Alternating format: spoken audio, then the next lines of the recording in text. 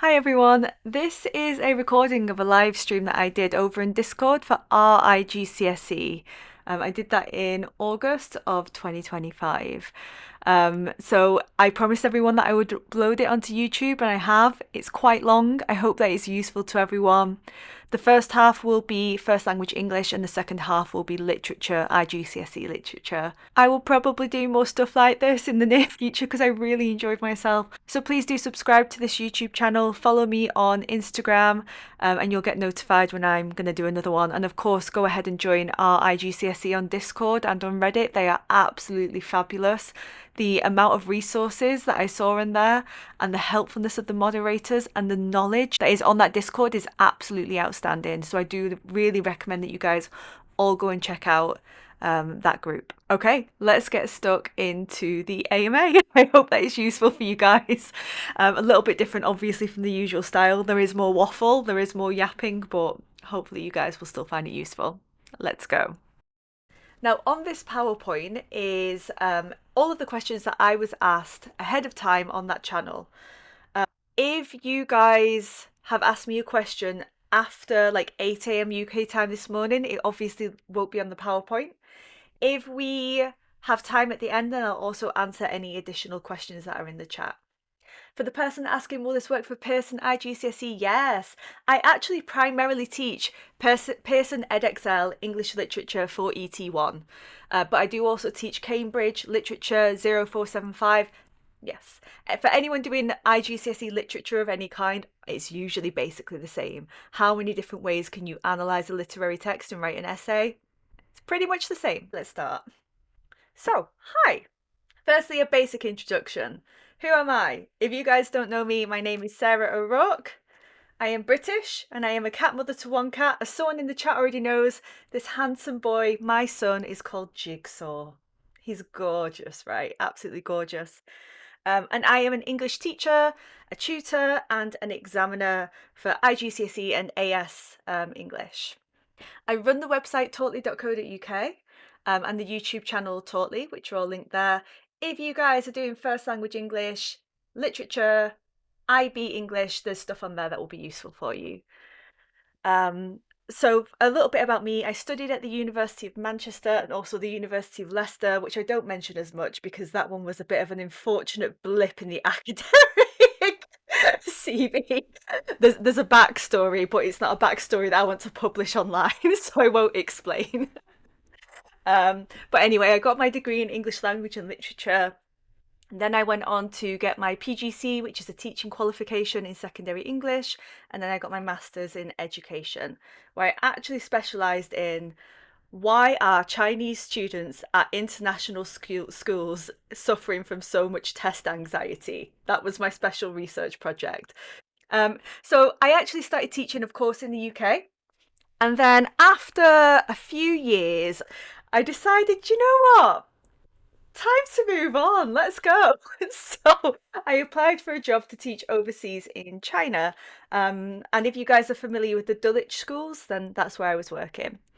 So I spent my first 4 years at Dulwich Suzhou in China, mainland China, right near Shanghai. Um, and when I was put there, honestly, it was a bit of a strange experience. They shoved me on First Language English because they were like, you've been doing English language in the UK, it's the same thing, you'll be fine. Off you go. And it was only me teaching it. And I was not fine, and it was not the same, and it was a weird exam, and I had no one to turn to, right? You've got to remember, this is in 2017, it was. I didn't exist. IGCSE Success didn't exist. Mrs. Duckworth's Classroom didn't exist. Any resource that you guys are probably using now for First Language English did not exist. It was a hard time. So I had to figure out by myself, what on earth does Cambridge want from these students? Because it was not the same as GCSE language at all. So I spent a lot of time picking through examiner reports, looking at past papers, doing the past papers myself, looking at as many student examples, and then applying to be an examiner. And that was all in the effort of, I don't know what's going on, right? I'll level with you. That's honestly the truth. And then I found I am quite good at spotting patterns, and I do take my job really seriously. I was kind of obsessed with getting to know first language English. After a certain amount of time, I found I think I know more than most people about first language English. And I don't know how it happened, but it happened. So anyway, COVID happened, and I decided, oh, I'll upload a couple of revision videos for my class on YouTube just to help them out during COVID. And those videos got 40,000 views. And then I was like, oh, other people want this. Other students are watching this. And I got nice comments. So I was like, fine, let's do a few more videos and see what happens. And honestly, like my YouTube subscribers I was never supposed to get any. I really thought it was just going to be my own students. So it's been a really happy, pleasant, and unexpected surprise that this is now my job. And I've now left teaching, working at schools, and I work for myself, and that's really cool because I enjoy being my own boss. I enjoy setting my own schedule, deciding what's important. So that's been super cool. So now I am full-time tutoring for group classes, doing first language English, literature, and IB. So that's a little bit of the backstory and the origin story, if you will. Oh, I'm not at that school anymore. My friends still miss you there. Have we got some Dulwich connections in here? Hello, guys. If any of my ex-students are in here, hi. If you are interested, by the way, in doing any group classes with me, then my events calendar is here. And I have also got a first language English writing course right there. That's a premium one. I've only got 2 spaces left in my first language English group class. And then other than that, I'm full this year. So if you do ever want to study with me, get in early because I fill up fast. And everything that I'm doing today you can download. So this is the PowerPoint. I've also put some freebies in there, like some of my other PowerPoints, and that's also where I'll upload the MP4. So if you guys want to download anything, right here. So I'm going to start off just with like the most common question that Discord has been asking me. Remarking exams, right? I'm just going to put this at the start. Loads of you guys are asking me, should I get my exams remarked? My blanket answer is, I don't know you. I'm not your teacher. I've not read your work. I don't know if I think that the grade that you've got doesn't match. So I can't give you any personal specific advice. And I would never want to pretend that I know better than your English teacher about your ability. However, if you are close to the grade boundary, I always think, why not? English literature and first language English are kind of subjective exams, and I have seen some big gains in grades. So I do think that if you are close, it might be worth it if the money isn't an issue to you, but I can't say with any certainty because it will depend on your case.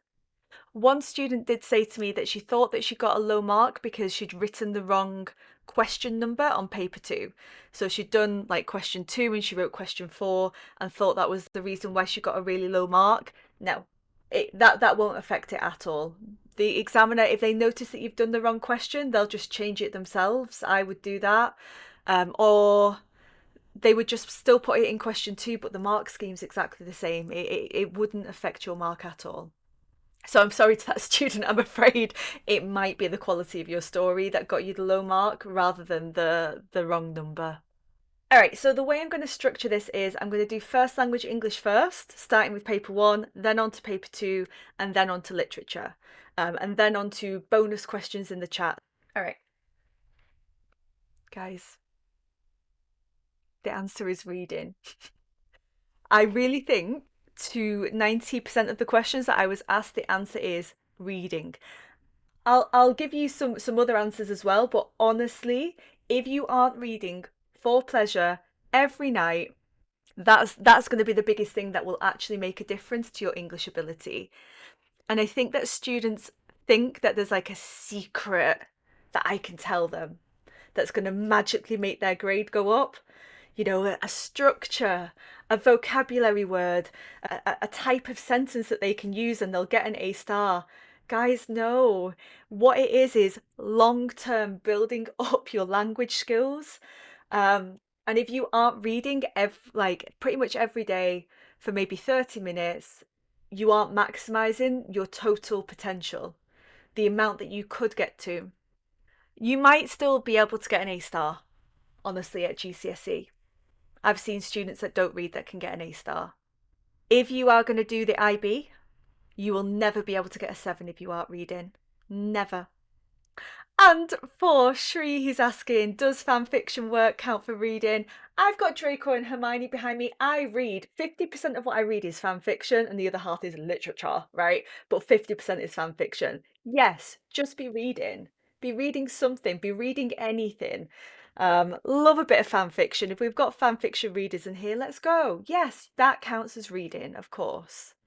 So some of the recommended books that I might give you, kind of in order of difficulty, and I will also give it the caveat, read at your own risk. These are young adult/adult books, so they're going to have some themes in, right? There's going to be some naughty bits and there's going to be some violence. If you choose to read them and it's got a bit in there that offends you or excites you, that is not my problem. Read the blurb first, right, guys?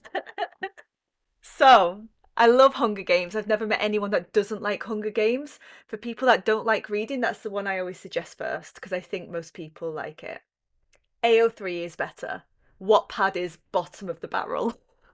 Love a bit of Giver. Everyone always likes that as well. Twilight, people love to hate on Twilight. Why? It's just a good time. No one's saying it's literature, but it's fun. If you haven't read Twilight and you like vampires and you like romance, give it a go. Getting a little bit more complicated. Purple Hibiscus is sometimes a GCSE or IB text, but I think it's a really good emotional text that's kind of easy to read. Flowers for Algernon, love it. Normal People, beware, adult themes. Adult themes, that's your problem, not right, mine, right? But Normal People students often really like as well. Born a Crime is non-fiction, all about the apartheid in South Africa. Love that one, very good. World War Z, love it. Zombies, zombie apocalypse. To Kill a Mockingbird, that is an IGCSE text, but I genuinely think it's a page turner. Like you read it and you're like, oh my god, what's going to happen? So I do recommend that one. Daughter of Smoke and Bone. Again, if we like fantasy, if we like hot angels, and who doesn't like hot angels, right? Give Daughter of Smoke and Bone a go. It's actually structurally very complex and very clever. And Never Let Me Go. Often IB text too. It's beautiful. Reading online is fine. I personally like to read on my Kindle. There are some studies that show that reading on paper is a little bit better for you, just in terms of being able to flick back and flick forward. But I think Kindle has got an advantage of having that dictionary tool in, which is super cool, and also a translation tool. But guys, this is how you build up your reading skills. The questions that are like, how do I build up my vocabulary? You read. You don't just learn a list of 30 words. You read a book and you pick them up naturally in context so you actually know how they're used. How do I write interesting stories? You read so you know what interesting stories look like. How do I figure out the implicit meaning? You read because as you're reading, you're like, oh my god, is she evil? Oh my god, is she going to betray him? Oh my god, does he fancy her? Are they going to get together? And you're trying to figure out what's going to happen. Implicit meaning. Reading, guys, you need to read. You can't hack it. You have to read. All right. That's my rant done. I am going to re-give this rant just to warn you. You need to read. Reading could absolutely be the way to get an A star, Evil Moonlight. And actually, I remember one time when I was in Suzhou and doing First Language English, and I had to do, the speaking tests? We were at an exam centre, so we got this random girl turn up one day. And she just started giving her speech, and she was Chinese, right? And she sounded completely like American, completely fluent, incredibly clever, incredibly good vocabulary. And after we finished, I was like, oh, have you lived overseas? Have you lived in America? And she was like, no, I've been in Suzhou all my life. I was like, well, how do you sound like that? And how is your vocabulary like that? She said, I read every day. Honestly, she reads. Find what you like. Don't feel like you have to read literature. If you don't like literature and if reading Charles Dickens every night is depressing you, go and read your hot boy angel romance books. Go and read your fan fiction. Go and read your war battles, cutting everyone's throat books, right? Read what you like to read, and then it will be easier to keep it up because you're actually having fun and not just forcing yourself to do it. All right, so starting off with a question from Vortex. She or he said, are there any universities in the UK that look at FLE grades? And if yes, what is the minimal requirement for most universities? Yes, all UK universities will look at your math and English GCSE, and the current minimum is at least a B in maths and English. So you have to get a B. I also heard that if you get a C or above for UK universities, then you don't have to do IELTS. That's what I heard. I think you do still have to do IELTS for like your visa requirements, but I don't think that they make you do it as part of your university applications. So I would be aiming for at least a B. Does newspaper report require subheadings? No, not necessary. For a journal entry, can we include a brief introduction and conclusion? Yes, you can. Simple, right? And for paper one, can we use the Peel method? That's point, evidence, explain, link to structure our answers. These are all questions from Hashi. I would say better not to. Because if you think about Peel, so you're going to go point, evidence, then one explanation, but there are 3 marks available. No, so you're never going to be able to get 3 marks by doing that. So I say go quotation and then 3 implicit meanings. So that would look like this. The phrase, an enormous shadow, suggests Natalia's amazement at the size of the elephant. The shadow suggests that she doesn't yet understand what she's seen and could show the mysteriousness of her situation. This builds tension by waiting to reveal that the shadow is actually an elephant. So here we're going quote, 3 or 4 things that it suggests. You can see that Peel wouldn't really work. Just to come back to Hashi's question about the subheadings, the introduction, the conclusion, there are no must-have requirements for first language English writing text types. There's no, you must do this for report writing, you must do this for letter writing, and like a list that Cambridge checks. The most common questions that I get on YouTube after exam day are things like, I wrote my letter and I forgot to give an address. Am I going to fail? I wrote a report and I didn't give subheadings. Am I going to fail? No. There's nothing that it's like if you don't do that, it's an automatic fail. Nothing.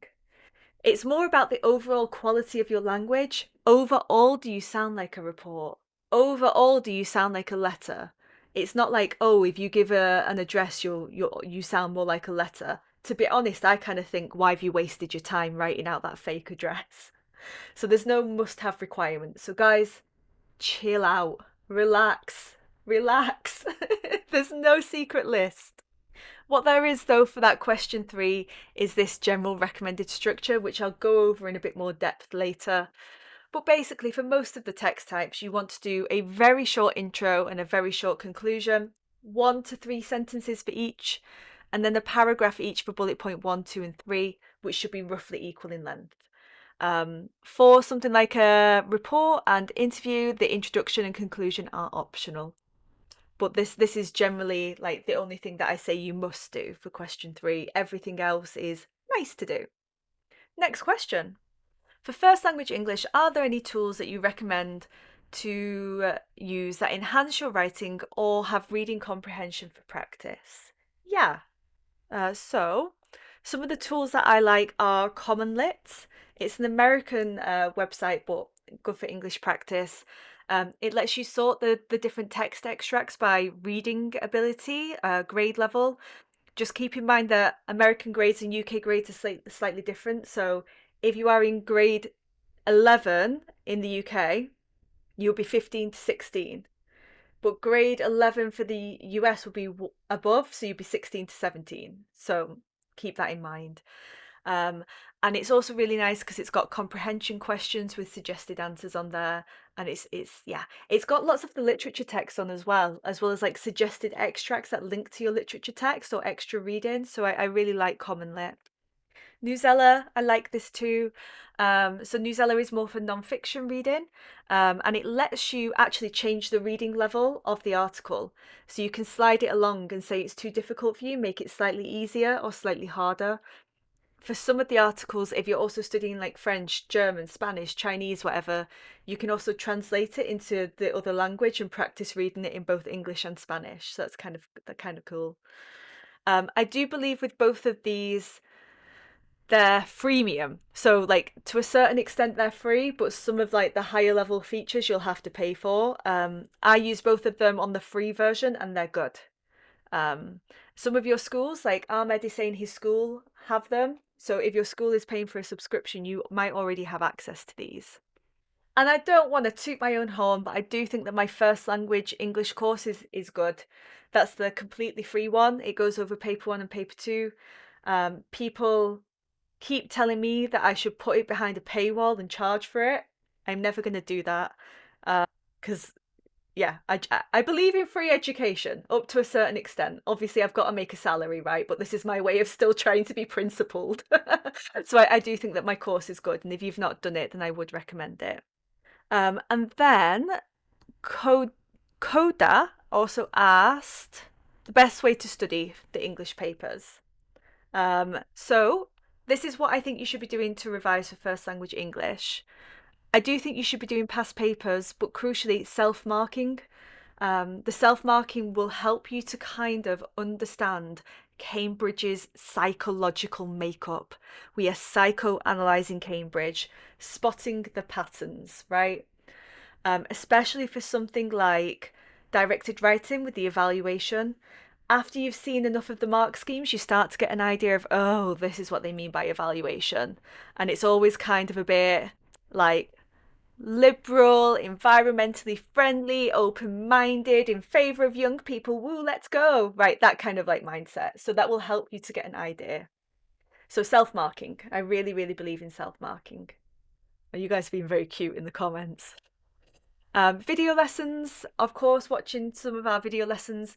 So if you've watched mine, cool. IGCSE Success is also really good.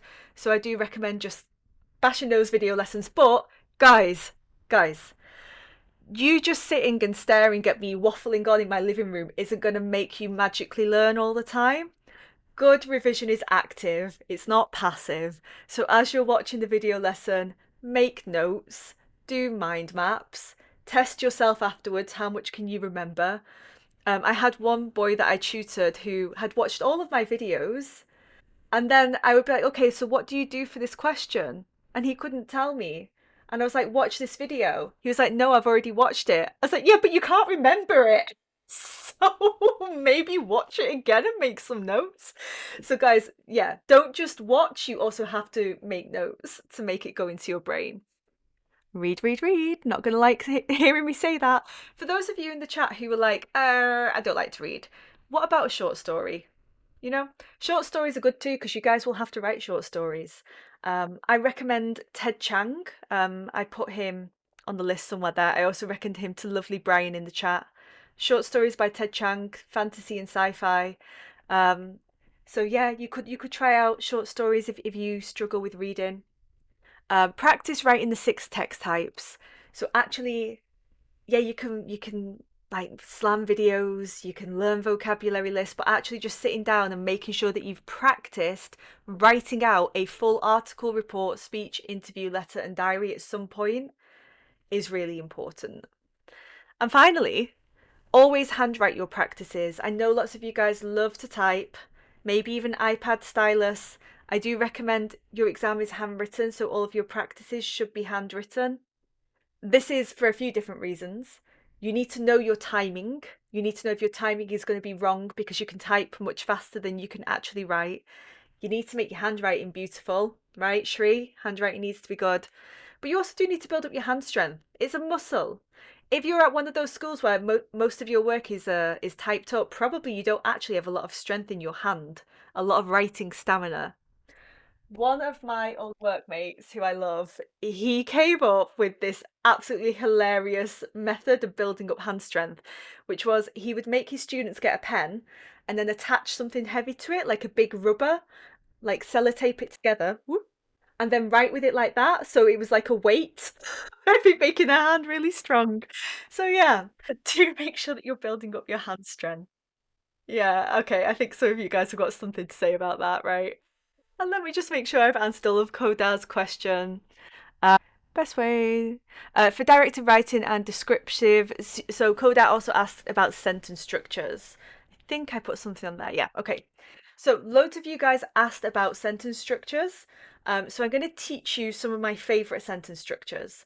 You can use these in directed writing, descriptive writing, narrative writing, question 3, even in a literary essay, right? So these are really nice sentence structures. They're very reusable. But yeah, let's get on to the sentence types. So Pete sentences, they're called Pete sentences because they come from an educator called Alan Pete. If you're wondering why on earth they called Pete sentences. So the first one is if, then. So you're going to go 3 ifs, which is 3 dependent clauses, followed by a then, which is your independent clause. So it's a very complex sentence type. If the mist could weave a thicker cloak, comma. If the shadows could linger a bit longer, comma. If the ancient stones could echo more hauntingly, comma. Then perhaps the ancient craggy castle would remain unhidden. If this, then, right? Don't forget your commas. You can also do if, then, or even if, then, right? So you can play around with it a bit. Some others, this is a quick and easy way of getting a semicolon in.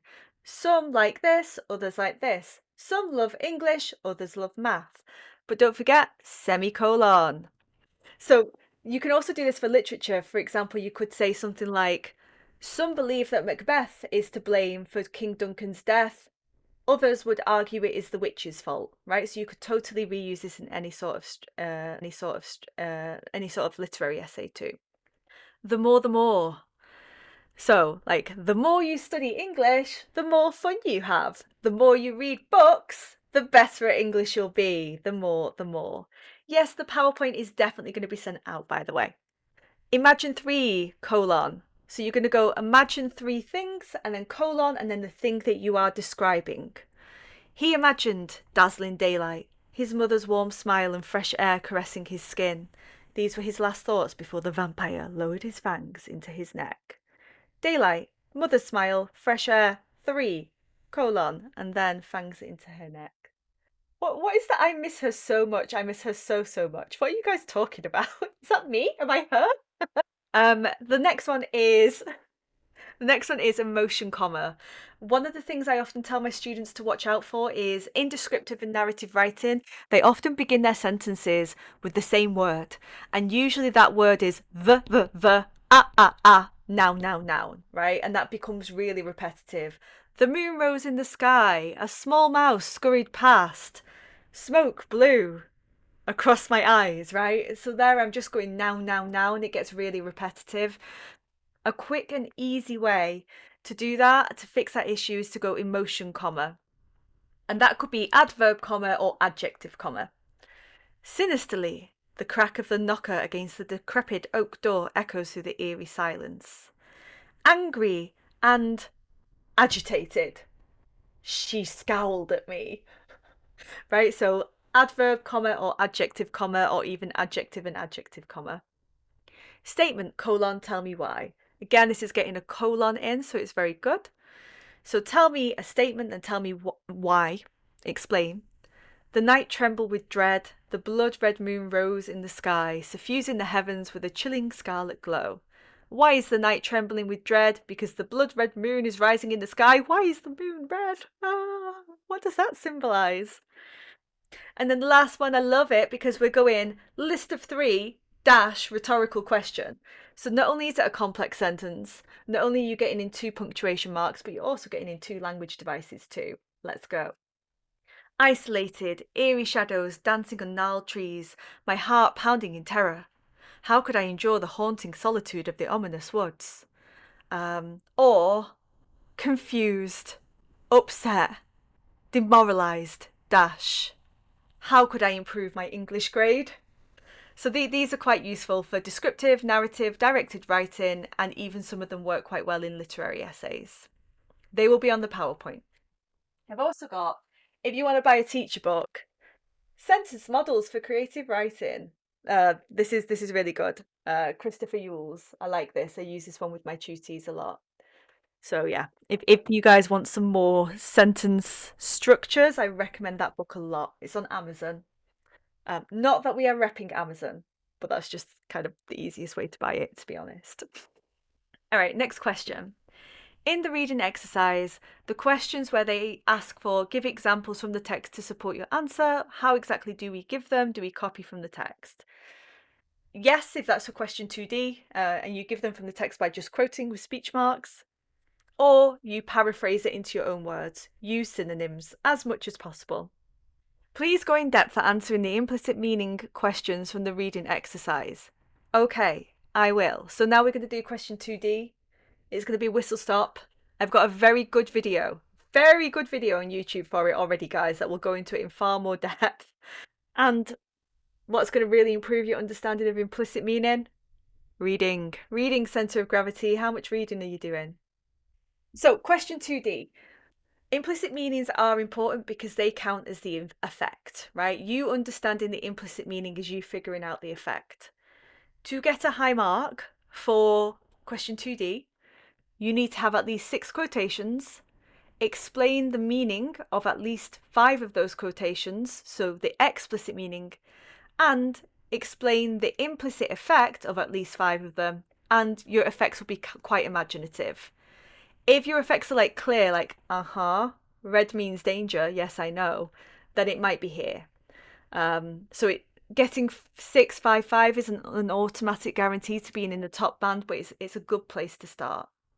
Hello, this is recorded, by the way. My recommended structure for question 2D is OMQCE. So you're going to go overall effect sentence. Overall, what is the general effect of this paragraph as a whole? You're going to give your quotation. Do make sure that your quotation is a strong image. It's juicy, like an orange. We can squeeze loads of stuff out of it. Loads of interesting words in there, definitely creating a picture in your mind. Because if you give a quote that isn't in the mark scheme, you're not going to get any marks, right? So you have to match Cambridge's quote. You're then going to give the meaning. Give a definition or a synonym to explain the meaning of your quote, explaining the explicit effect. The clever A-star students out there forget to do this. Yeah. They're too busy trying to think, ooh, what does it symbolise? And they never tell me what it means. So A-star students looking at you, don't be too clever. You do actually also need to give the explicit meaning. Connotations is optional. I think someone asked me this at some point. It's optional, but I love it. I think it works good. It's like a safety net. If you do connotations correctly, you're getting implicit meaning. Do connotations incorrectly, you're getting do it correctly, you're getting the implicit meaning. Do it incorrectly, you're getting the meaning, right? So you're either going to do it wrong and explain what the word means, or you're going to do it right and say the effect. So it's kind of win-win. And then you're going to say the effect. What does this quotation suggest? How is the writer trying to make the reader feel, and why? And of course, you'll repeat that 3 times, right? Because you have to give 3 images. That might look something like this. I'm not going to read it all out to you. It is on my very good YouTube video. Just search Tautly Writer's Effect. It'll come up. And some sentence starters. You guys only get marked for quote, meaning, effect. Some of you freak out and are like, but I need to be more clever about my essay. I need to have my techniques. I need to really impress with my vocabulary. No, you don't. No, you don't. You don't. It's not how you marked. Guys, look at the mark scheme. Where is it talking about your writing style? Where does it mention techniques and terminology? It doesn't. It doesn't mention it, so you don't need to do it. So very simply, this structure is more than enough. See a star. In case you haven't ever been taught connotations, this is how you would write it. So connotation is what a word makes you think of, what you associate it with it, what kind of feelings and ideas come to mind when you think of that word. So for example, the noun angel has connotations of purity, innocence, and heaven, which shows the writer's sympathetic view towards the girl, right? You can either use it as a noun and say it has connotations of, or you can use it as a verb and say this word connotes da da da da da. Lots of you are asking about the oral in the chat. Most schools don't tend to do the oral, and if you do the oral, it doesn't count towards your final grade anyway. Yeah, It's kind of a casual affair. I did do it in my first school. They just had to give a speech about a topic that interested them, and then we had a chinwag about it, a little chat. And yeah, and all of my students there were second language, and they pretty much all got the top grade of 1 without very much effort. So I wouldn't over worry it. Can I have a more creative response? To be honest, I wouldn't advise that you try to be creative for question 2D. Follow the structure, run away, get your grade, escape. Okay. Next question. I just want to know how you develop your points. I do read a lot of books. Good, love to hear it. But I don't seem to be able to evaluate and develop points or look at their implicit meaning. Any tips on how to do that? So, development is generally asking yourself these 4 things. How did something happen? Why did something happen?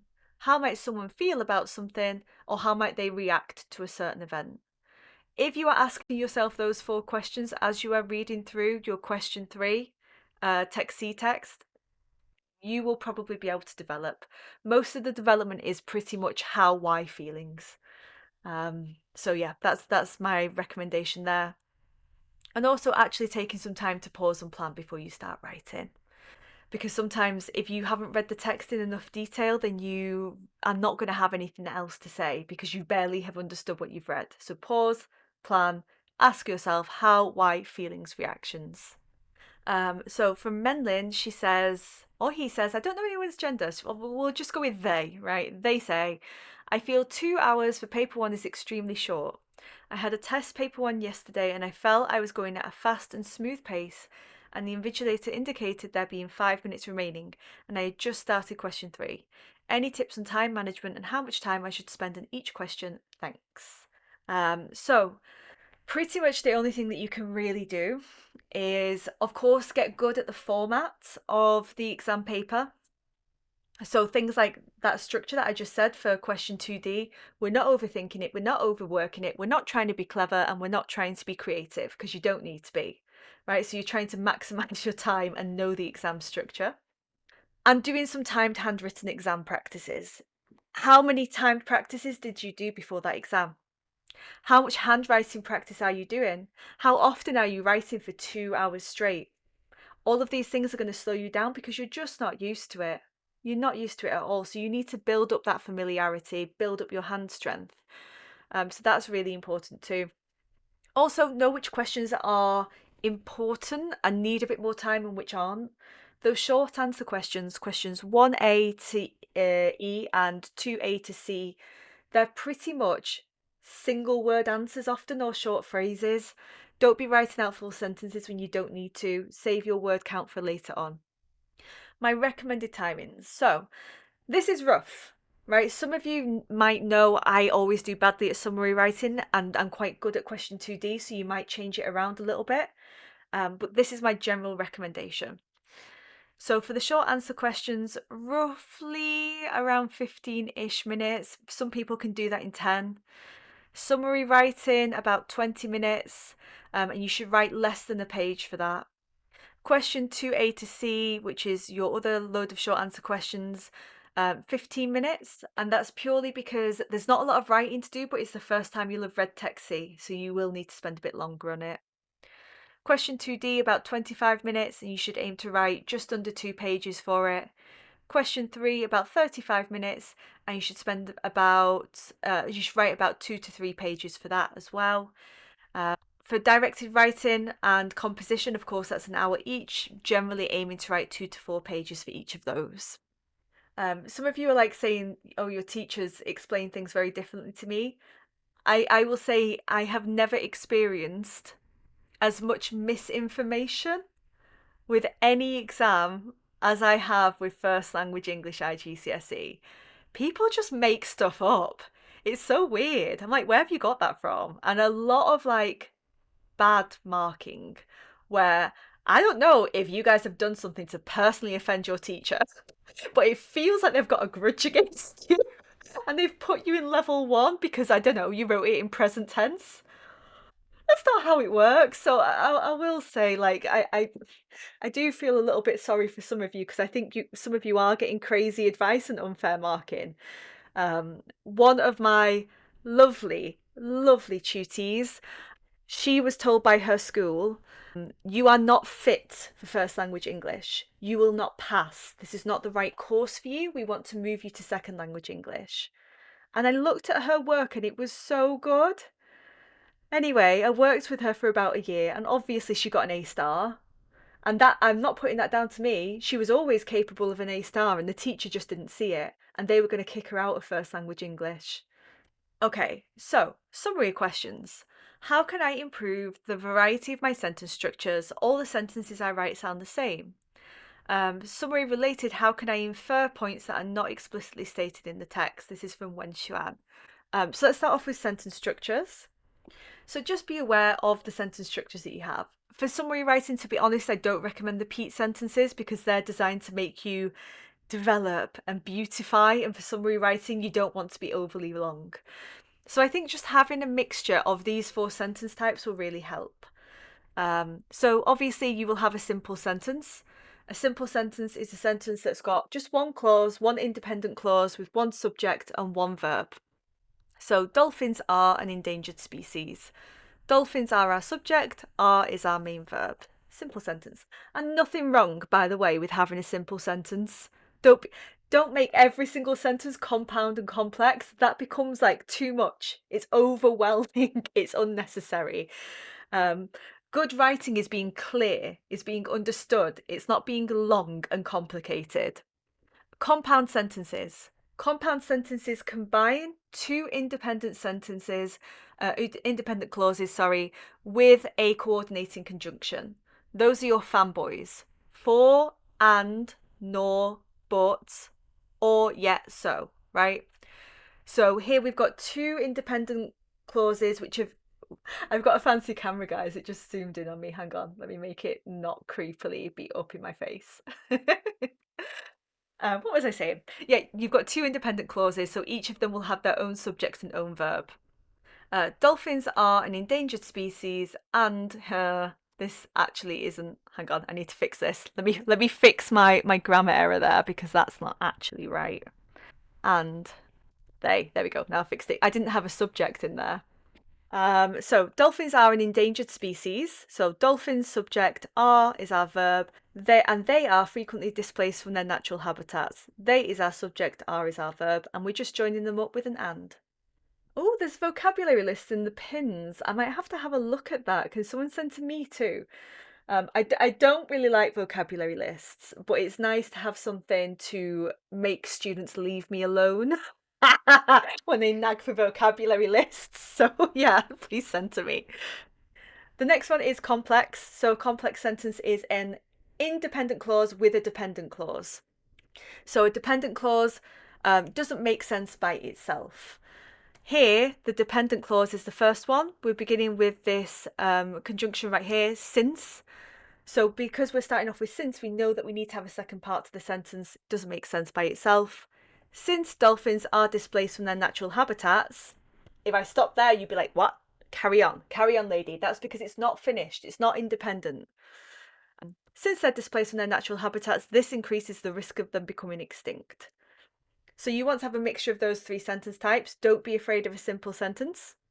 And you can also begin with an adverb or with a transition word, like sadly, or furthermore, or moreover as well. So that can also work. So yeah, just a mixture of those 4. But honestly, your sentence structures aren't not what the examiner's looking for. You know, summary writing is direly boring to mark. Direly boring. Oh my god, it's so boring. And I'm just looking to see if you've got the answers and if you've copied a lot. That's all I'm really looking at. Can I understand what you're talking about? I'm not overly analysing your sentence structures, quite frankly. So the student Wen Xuan also asked, how can I infer points that are not explicitly stated? Read carefully, highlight where you think that you found the answers, or underline if you're at one of the horrible schools that doesn't let you use a highlighter, even though you definitely are allowed to use highlighters, by the way. So highlight. You will be looking for 10 to 12 different points, right? 10 to 12 different points. If you have not found 10 points, that means that you've missed some. Read carefully again. link it to the question, am I missing anything here? So just look again. But I would say don't waste your time overly stressing out about the writing marks for summary. Reading is worth so many more. It's way more worth finding those content points. And also writing only worth 5 marks. And I feel like if you write in a relatively clear way where you're not copying and you are trying to use synonyms and you've got some transition words, you can get at least 4 out of 5 quite easily. Ashlyn, I have got book recs. I'll come to it in a sec. Oh, Brian. So, Brian, you gave me this question and I said I was going to think about it. And honestly, I came to this conclusion. Brian asked, is it possible to boil down question 3 writing tips into a memorable format? Because you guys know how I've boiled down question 2D to overall effect, quote, meaning connotation effect. And he wanted me to come up with something similar. And I thought and I thought and I thought and I thought, and then I was just like, I just actually don't think it's possible. Sorry, I really don't think it is. And that's because for question 3, it's going to depend what is your text about? Who is the character you're being asked to write as? What is the text type? And all of these things make it actually quite changeable. So this is the closest that I've got. This is the most like reusable structure. Introduction, conclusion, very short, few sentences, and equal sized paragraphs per bullet point. No introduction needed for interview or report writing, but if you do want to write them, fine. If that's simpler just to remember one format, absolutely fine if you want to do that. Remember that the last bullet point is often more implicit, so it'll say solutions, improvements, and you'll have to find the problems in the text and then figure out, okay, how could I fix that? So that's quite implicit, right? Remember, don't copy from the text. Always paraphrase as much as possible. Individual words are okay, phrases are not okay. Vary your vocab, punctuation, and sentencing. Do check your spelling, punctuation, and grammar.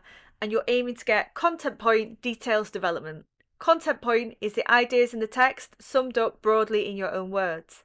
Details are the literal facts in the text that you could highlight: who, what, where, when, how.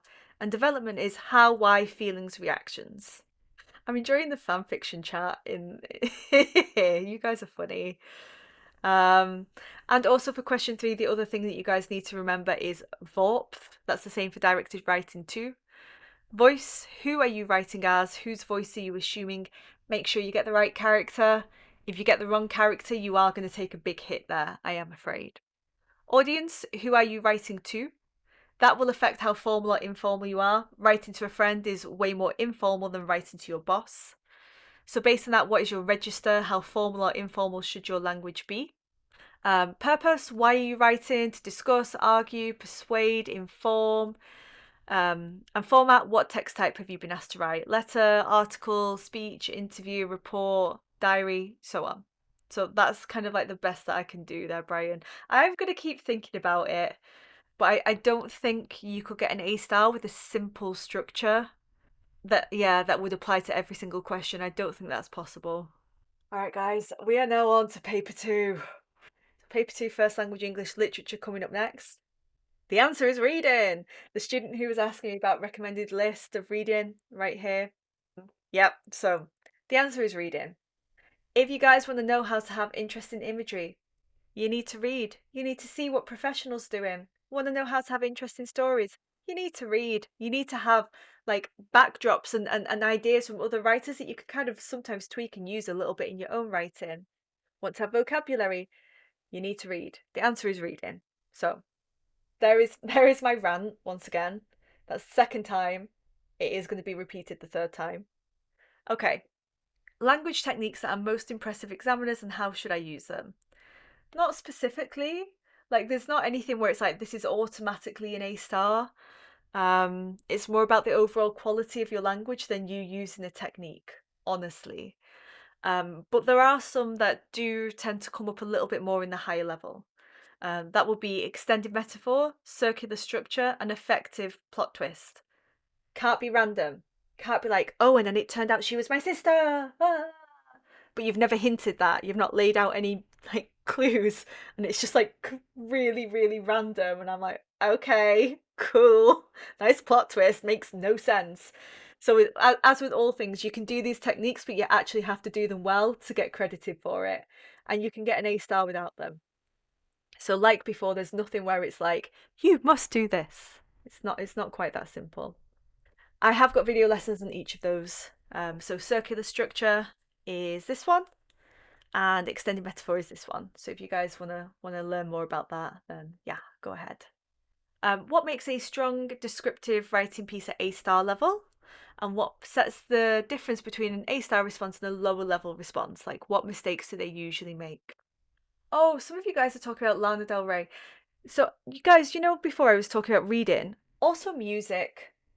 Yeah, and trying to listen to like musicians who are good lyricists will help build up vocabulary too.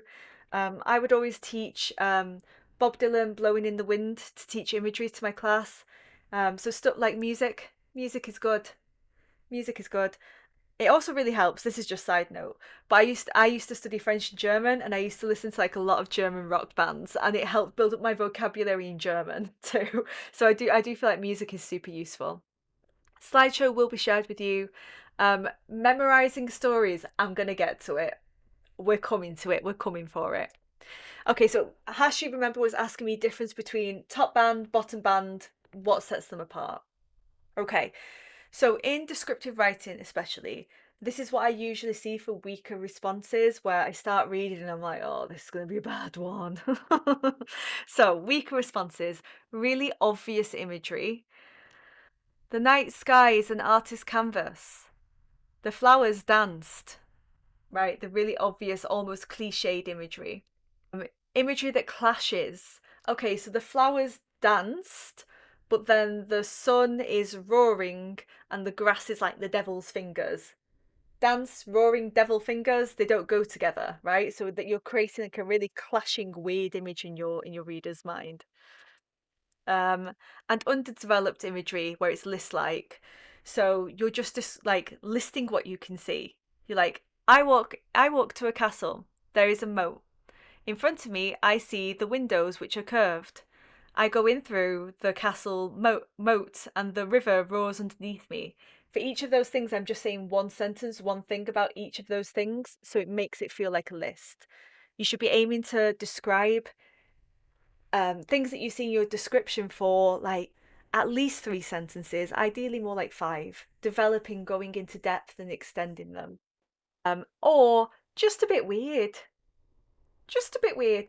Well, we say for like the lower bands, like fever dream stories or fever dream descriptions, where it's like, have I got really sick, got a fever, and I don't know what's happening anymore?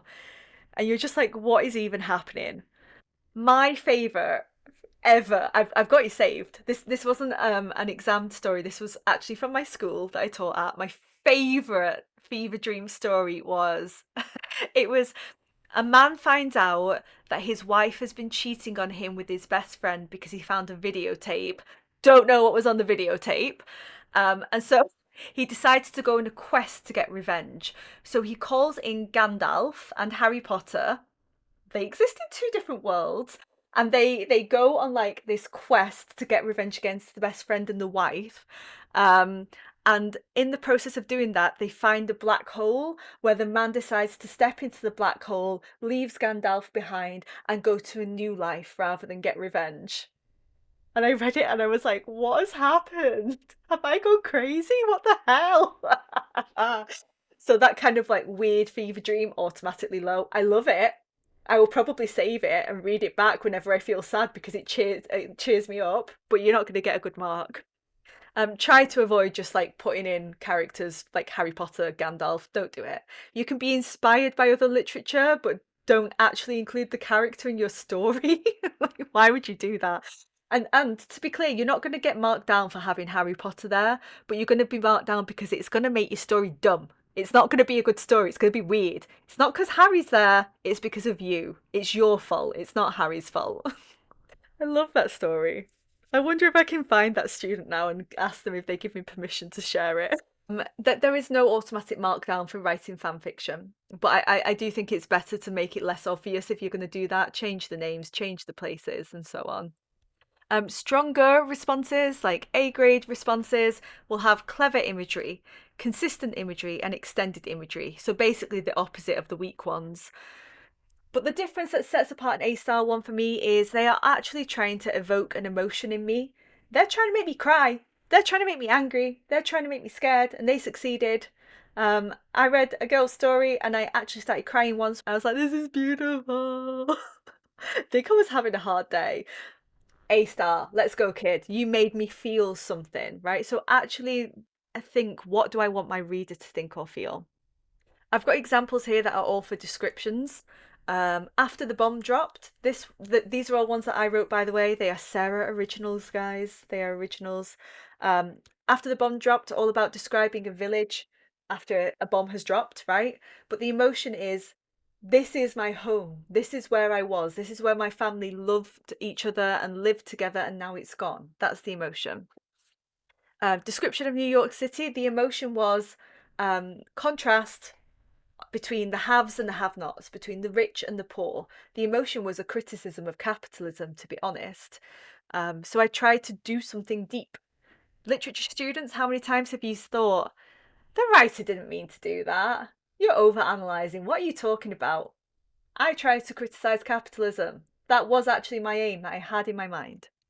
And cherry blossom season, that is me describing a park as a child, as the cherry blossoms come down, but actually I was remembering it as an adult, as the cherry blossoms come down my grandparents' graves because they're dead now and they took me to the park. So I really tried to think of an emotion. That is A-star stuff. That's A-star stuff. You don't necessarily always need to do that to get the A-star, to be honest. But it's one of the things that always really impresses me. Wow, giga-based anti-capitalist scum. What does giga-based mean? All right, so I'm going to briefly show you guys what this might look for. This comes from like a teacher training that I did on paper 2 that I taught, not that I was part of, right? These are my slides, obviously. So in the top, you are going to be well developed, thoughtful, and deliberate. Might look something like this. The wind roared furiously as it barreled into the mast, the sky trembling from the distant booms of thunder.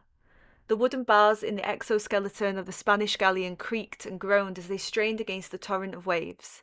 Waves that, once so tranquil and melodic, seemed no more than diabolical claws raking at a floating beast's underbelly. Fusillades of watery knives hurtled onto the deck, seemingly hell-bent on weighing down the ship, shimmering with Poseidon's rage. They clinked on the metallic mermaid at the bow of the ship, its outstretched melodic figure weeping for her brave soldiers. So, beautiful imagery, very, very accurate, range of sentence structures, but they're very much creating this image of this like panic and chaos as a storm overtakes the ship, right? To the person saying, love, laugh, Harry, HP, let's go. She's saying, honestly, just practice. She's right. Most of this really is just practice. The next band is going to be consistent and developed, but it might not be engaging and it might not be thoughtful, right? You're doing what you should be doing and you are developing your ideas, but it's just not really making me feel very much, you know? So here's an example of one. Rolling green hills surrounded the landscape, a castle embedded within. Fortified, the castle stood out among the scenery, almost striking in a sense. A timeless building, it looked as if it had survived obliteration. High up on a hill, the top of the castle enveloped in dense fog, only letting a silhouette of the watchtowers reach the eye. So here we're describing a castle again, and it's good. They're doing what they need to be doing, but you're not making me feel very much at this point. The imagery is a bit more obvious than the first one. I mean, here we've got like Poseidon, right, and the beast's underbelly. These are clever images. These are a bit more obvious, right? The building is high on a hill in dense fog and it's got a silhouette. Kind of a bit more obvious. Okay, then into level 4. This is where most students fall on the exam. So they usually fall somewhere like 10 to 11, right? So top of band 4, bottom of band 5. So they're going to be describing, but it's going to be inconsistent. Your images are clashing, they don't go together, and it might feel list-like and undeveloped at times. It does say in the mark scheme tendency to write in a narrative style. If any of your teachers have hammered you for this, honestly, Cambridge are quite forgiving of it. Really. I think this is applied a little bit too harshly a lot of the time, incorrectly. So notice here it's fine, but it feels a bit list-like. So they say, in the deep dark forest leads a pathway to an abandoned fortress, as if inhaling the deep blue ocean and swimming for a grasp of air. Sentencing error there. The only source of light in this hopeless place is one torch from afar in the massive fortress. Even the moon cannot provide the necessary amount of light needed for one to see through anything. Looking closely enough on one of the tall pillars, you can see a flaming torch lit. Blah, blah, blah, blah, blah. Right, so we're going pathway, ocean, light, moon, pillars. Each sentence has got something different in. So it feels quite list-like. We're going to get on to topics, guys, which, here you go, here's the topic question. So lots of you are asking me in the chat about like banned topics. So my question is, are there any topics or techniques in first language that result in immediately cutting off marks?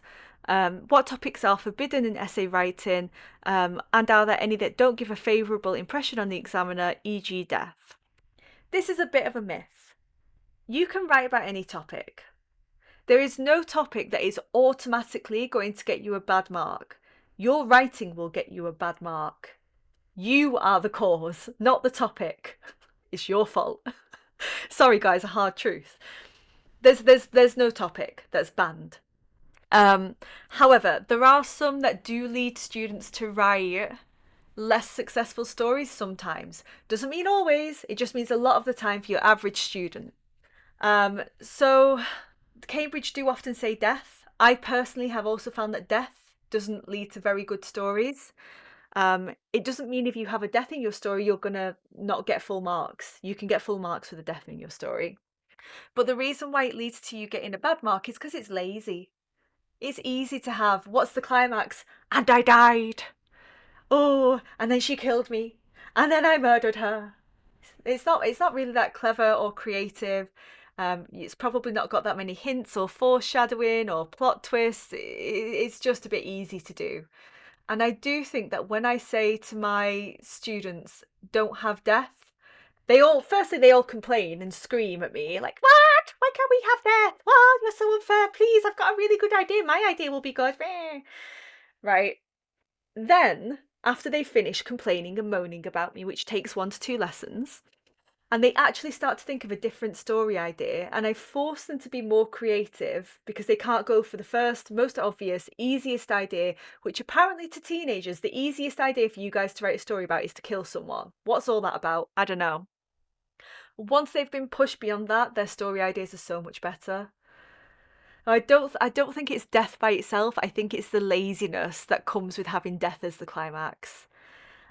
I've also heard students say like no supernatural, no fantasy. I've literally, in fact, in the freebies folder that I shared with you guys, I have made a whole unit on narrative writing for fantasy. Yeah, so that shows you that I definitely think that narrative writing for fantasy works. Yeah, duh, we are teenagers, and then lots of skull emojis. Yeah. So yeah, you can check out my fantasy writing unit, which I've given to you guys for free. Yeah, it's fine. I think it is. I think with the supernatural and fantasy, again, if you don't do it well, it can sometimes come off like quite cheesy and quite cringe. I think it is a little bit harder to write a good fantasy story, a little bit, but it doesn't mean that you can't get a good mark. In fact, one that always comes to my mind is a few years ago when I was marking the exam paper that was write a story with the title The Ball. Don't want to be gender stereotypical, right? But I do feel like all of the boys wrote about football match and all of the girls wrote about a ball, a dance, and a prince and a princess. And I was like, guys, come on, beat the gender stereotypes. But that's the reality. That's what they did. Anyway, I got so bored of reading football match, ball, football match, ball, prince, princess, engagement, there, right? So bored of it. And then one student, she had still done a ball, she had still done the prince and the princess, but the princess was a vampire and the prince was a werewolf, and they came from like opposing clans that were warring with each other. That made it so much cooler. And I was like, oh my God, thank God someone thought of an original idea. It didn't matter that it was the supernatural. I was just so pathetically grateful that the story was a bit different from the 200 other stories that I'd read. So, yeah, in that case, the supernatural worked out for that student really well. I think I marked her higher than I would have done otherwise, for sure. And the student asking me about which, one of my example narratives that I've got a video on is called The Mage's Apprentice, which is all about witches. You see my Draco and Hermione. I'm a fantasy girl. I love fantasy. I will defend fantasy until I die, right? Love some fantasy. So, no, you can write fantasy stories, but you have to write it well. But doesn't that go for like every single story genre? It only works if you write it well. You could have death in, just do it good. It's just most of you don't do it very good when you do it, to be frank. So, P Scooter is saying for some reason writing tragic or horror stories are easier to write. I do think there is something in tragedy and horror that appeals to the teenager psychological makeup. Is it like the innate emo that comes with being a teenager? Maybe I can't say anything because I was a massive emo when I was a teenager, and I don't know if you can tell from my outfit, but I'm still a bit of an emo. So we love being edgy, yeah. But like, I think you guys just think edgy, kill someone, kill my wife. Oh, so edgy. It's like, no, everyone else is writing about killing their wife. You're not that edgy. Yep, you can write sci-fi. You can write any genre. You've just got to write it well. Oh, I will say, I hate romance stories. I hate them. I hate them. Whenever I have to read a romance story, I cringe so much because I don't think many teenagers are very good at writing romance. It's always like insta love. I was walking through the supermarket and this really hot boy with like purple sparkling eyes just happened to notice me, and I was so special and unique that we instantly had a connection. And anyway, I'm not going to explain why we love each other. It's just that we're both really, really hot. And then he kissed me. Vivid descriptions of kissing I don't want to read from my students. Please, oh my God, don't do that. And then we fell in love and we ran away forever. Girl, what's your climax? What are you trying to achieve here? So yeah, I don't really love the love stories. I don't think it is 15 and 16-year-old strongest suit unless you've had a very deep and meaningful romance yourself. You know, I think stay away from it. Yeah, add some drama, not just, oh, we instantly fell in love and everything's perfect. Wenchuan and also Gajira asked a really similar question, which comes up to what you guys are asking. So lots of you are asking, can I memorize a story? Oh God, okay. So in one of my videos, and I regret ever saying this because I think it's just overcomplicated the issue, you apply the mark scheme to the story that you've got. It's not your job to judge whether or not it fits the prompt because that's just going to lead to like crazy marking. It's your job to judge, is it a good story? Does it have a clear plot structure? Does it have good characterization, good setting? Does it really have excellent vocabulary and good accuracy? Just kind of ignore the students that go off and write random stories because, to be honest, most of the time the students that go off and write random stories are going to penalize themselves anyway because their random stories are usually rubbish. They're usually really bad. Like the students that don't answer the prompt, you're not getting a low mark necessarily because you didn't answer the prompt. You're getting a low mark because your story's crazy. But I think Cambridge have started to get a bit more strict on this now because of things like people getting ChatGPT to write a story for them that they then memorize, and then what's the point in the test? Yeah. So I don't recommend that as a tactic. I do recommend writing a lot of stories, and maybe one of those might kind of fit the prompt and you can tweak it and reuse it and make it match the prompt and use elements from it and add new elements in.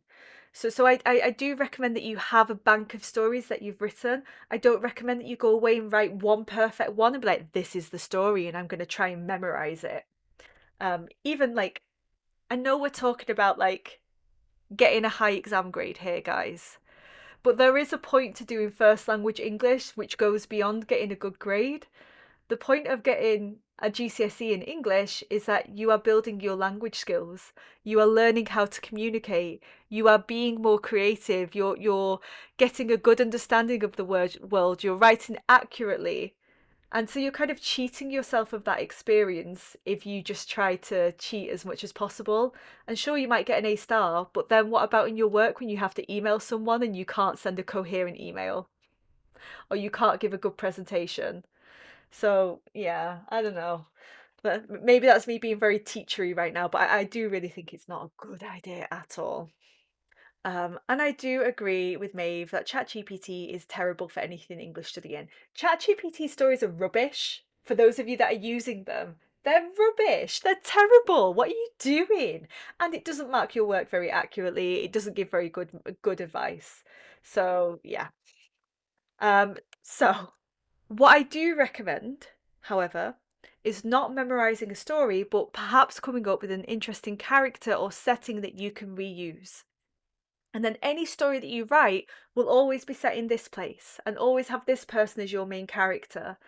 And that will force you to be more creative because you'll see the prompt and then you'll be like, okay, but how would Maeve behave here? Okay, but how would this change if it was set in Beijing, if it was set in Shanghai, if it was set in Kuala Lumpur, if it was set in New Delhi? It will make you be more creative. So for example, let me show this. So this is one that I've got in my writing course.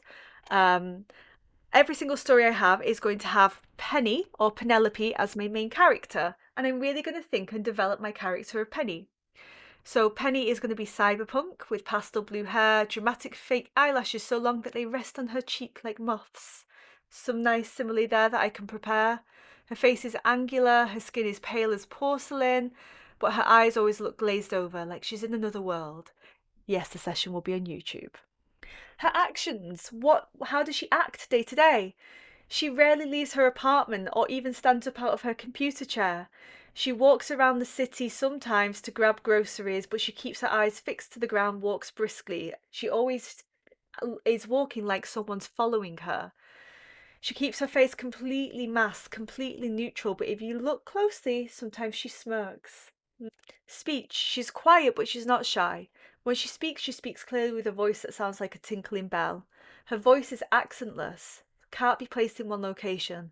Sometimes American, sometimes British, sometimes Irish. That's because she was internationally schooled and she travelled a lot as a kid. See, I know Penny, right? She's my girl. I know Penny. I know her inside and out. She's real to me.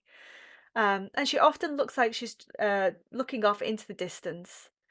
She like she's reading the book from behind your head that only she can see. What motivates her? She's a hacker. She works through the night to break into the networks of big corporate businesses. Maybe she's trying to take down Amazon. Let's go. Especially businesses that do environmental harm. She's obsessive. She's thorough. And she sometimes zones out in conversations because actually she's thinking about her work. She stays in the small apartment in the outskirts of a big city. Closest friend is her dog, Buster. Um, Maybe that's why she always thinks someone's following her because she's scared of the corporations coming to get her. Right, so then I have this story that I'm given to me in the exam. What would Penny do there? That makes such a big difference. It makes it so much easier for me and it makes it so much more creative. And see, I'm not just thinking about what she looks like. Don't be superficial, guys. There's more to a character than what they look like, and just because you've described their appearance doesn't mean that I feel like I know them. Their motivations, their speech, and their actions all really, really matter, right? So I've got Penny, and then I've also thought about my setting. So here I've got the setting of Yakutia. There's a video I love to watch about that. I find it a bit ASMR-ish. I find it a really relaxing video, giving me some tingles, and it's the coldest village on earth. And so I would always set my story in Yakutia. So I tried this out with some of my tutees, and it really worked. So for example, the girl who got an A star before I was talking about. I believe it's in Siberia in Russia. The girl who got an A star, she always set her story in Chicago in the 90s in the depths of winter. So she did have like pre-prepared descriptions of the snow, of the setting, of people walking by in their huge mobile phones, for example. And she always set it there. And her main character was always the CEO of a big business who was immoral, rude, cruel, ruthless. So that really works too. Now, someone in the chat is talking about self inserts, right? You can do a self-insert, but to be honest, most students do, even if they don't mean to, do a self-insert. I would say 99% of the stories that I read are generic teenager. The narrator is a generic teenager. I'm lucky if I get to know what they're called. Lucky if I get to know if they're male or female. They're just I. And I don't ever know anything about their personality. What motivates you? What do you care about? How do you talk? How do you walk? I don't know. You never tell me. So that's a really quick way to kind of fix that common problem. Have your character, have your setting, but please don't go away and just memorize a story. What's the point? What is the point? Do some practice. Come on, you're better than that. FLE, can you give us some tips for the directed writing paper, please? So much to say. These 3 videos basically summarize everything that I've got to say. What is evaluation? Directed writing overview and write with me. So I recommend those. Some students often ask, what is the structure? There is no structure. There is no structure. But you can never go wrong with a good old-fashioned introduction, main body paragraph. Hang on, have I paused out here? Oh, am I still online? Can you guys still hear me? Oh, do you know what confused me? The student, Joni, posted a screenshot of myself and I was looking at that and I was like, oh my God, I've frozen. That's so dumb. Okay, right, yeah. Well, there we go. How shameful. No, my fault, Joni, for being dumb. So I do think that this is generally a good structure. Introduction, 4 main body paragraphs, and a conclusion. Bamboo, yes, it is recorded. It will be shared with you as an MP4 and I'll put it on YouTube.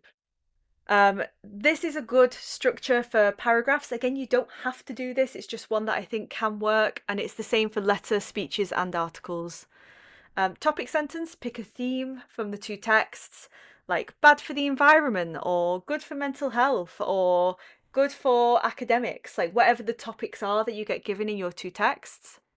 Then go to text A, pick 1 to 2 explicit ideas that it says about that topic and summarise, then evaluate their ideas. Move over then onto text B, 1 to 2 explicit ideas, summarise on that topic and evaluate those ideas. And then a final opinion. Draw a final conclusion on the topic. Which side do you agree with the most and why? You can see me doing that exact structure in this YouTube video lesson, by the way. Yeah, teachers in the school mark so strict because they make up random rules that don't exist. It's actually mad. The marking isn't lenient. I mean, you can tell it's not lenient by the fact that it's often like 60 out of 80 to get an A. Like, you will lose marks and most people will not get in the top band. But I think you guys are like overthinking a lot of the questions sometimes, honestly. Okay, and here's an example of that paragraph structure. In the interest of time, though, I'm not going to read it out. Feel free to screenshot. Descriptions or narrative, neither one is better, depends on you, as Maeve said. Know your strengths, know your weaknesses. Both types are marked with the exact same mark scheme. I would say aim to have 2 to 3 explicit points per paragraph and have as much evaluation as possible, or watch my evaluation video. Basically, if you get 1 evaluation point, the examiner has to put you at 10 out of 15, because in the mark scheme it says for that band, some successful evaluation, so they have to put you there. And then after that, it's roughly, honestly, 2 evaluations is 11, 3 is 12, 4 to 5 is 13, roughly. Oh yeah, Sweet Car Named Desire, Gillian Anderson one is good. It's especially good if you're studying it for literature. Gotta love the black and white Marlon Brando one though.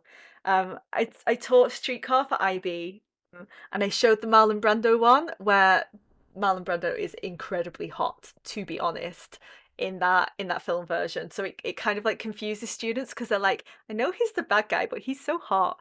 And I was watching it and I was sat next to one of my students who was like a big basketball guy with big muscles, like 6'2". And he comes to sit right next to me because, of course, what else would he do? And I'm there drinking my cup of tea. And then every time Hot Marlon Brando comes on the screen, the big boy leans over to me and goes, he's pretty hot, huh? Wow, look at his muscles. Damn, look at him. It's just like, what do you mean? Just like non-stop commentary in my ear from this like huge muscly year 13 boy about how hot Marlon Brando was. Made me laugh so much. Alright guys, so that brings us very neatly then onto English literature. So let me have a good drink before we get going with this one. Yeah, literature, let's go. Okay. Third and final time, the answer is reading. Just gotta read. Just gotta read. Reminder of my reading list. Reading helps you with your literature because it builds up your comprehension, your knowledge of how a text works, your knowledge of symbolism, your knowledge of characterization. You're figuring out what's going on here, right? Implicit meanings. My pleasure. I know some of you guys aren't doing literature, so thanks so much if you joined and you're now off. Have a good night's sleep for the first language people that are disappearing. Thank you so much, guys. Thank you. Okay, so I'm going to start off with A. Vykov's question, who said, my school doesn't provide classes for English literature, so I have a question. Where do I start and how do I start practicing doing the paper? So if any of you guys are self-studying and you're entering yourself, this is what I recommend. You need to really familiarize yourself with the syllabus documents. You need to be your own teacher. So you can find that for 0475 right here. Specifically read the exam specification.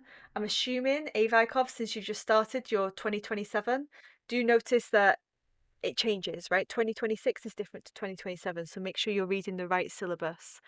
And I do also really recommend reading the examiner report. They tell you what to do and what not to do. It's where I get my tips from. I read the examiner reports. It's very simple. So start there. You do also need to decide your pathway. I would personally recommend doing paper 1 and then paper 3 and paper 4. So paper 1 is compulsory. Everyone has to do that. That's poetry and prose, poetry in your novel. I would say if you can avoid paper 2, that forces you to do 2 dramas, which can be hard to self-study. Instead, do paper 3, which is 1 drama plus unseen poetry. So that's what I always recommend for self-studying students. Paper 1 with paper 3 and paper 4. If you need to decide your texts, these are the texts that I would recommend. So I would recommend Songs of Ourselves Volume 1 Poetry. And then as a novel, to be honest, you've got 3 really good ones there. You only need to pick one. I would personally recommend Things Fall Apart or To Kill a Mockingbird or Pride and Prejudice. If you want to know my ultimate pick, To Kill a Mockingbird. Paper 2, there's lots of drama. To be honest, some of them are a bit obscure. Antony and Cleopatra is good, but students find it hard. I would say go with Midsummer Night's Dream. Maeve is saying she went with the most common ones. Yeah, that's what I think you should do. So pick the most commonly studied text because you will have more self-study resources. Even if you really love one of the other books, you're not going to be able to teach it to yourself very well because you're not a literature graduate. You don't know where to start. So pick the one where we've actually got, good resources, lit charts and so on it. So we're talking about Whale Rider there. Yeah, Edexcel, love the Whale Rider. Let's go. Have I taught you? I always taught the Whale Rider. Are you one of my ex-students? Poetry Prof for poetry, great. Yes, definitely. Don't use ChatGPT to analyze your poems. If it's like a more obscure, strange poem that there's not a lot of stuff on the internet for, it's going to tell you a load of nonsense. I really love Things Fall Apart. But in my experience, I think students tend to prefer Mockingbird for whatever reason. But I personally, Things Fall Apart is one of my all-time favourites.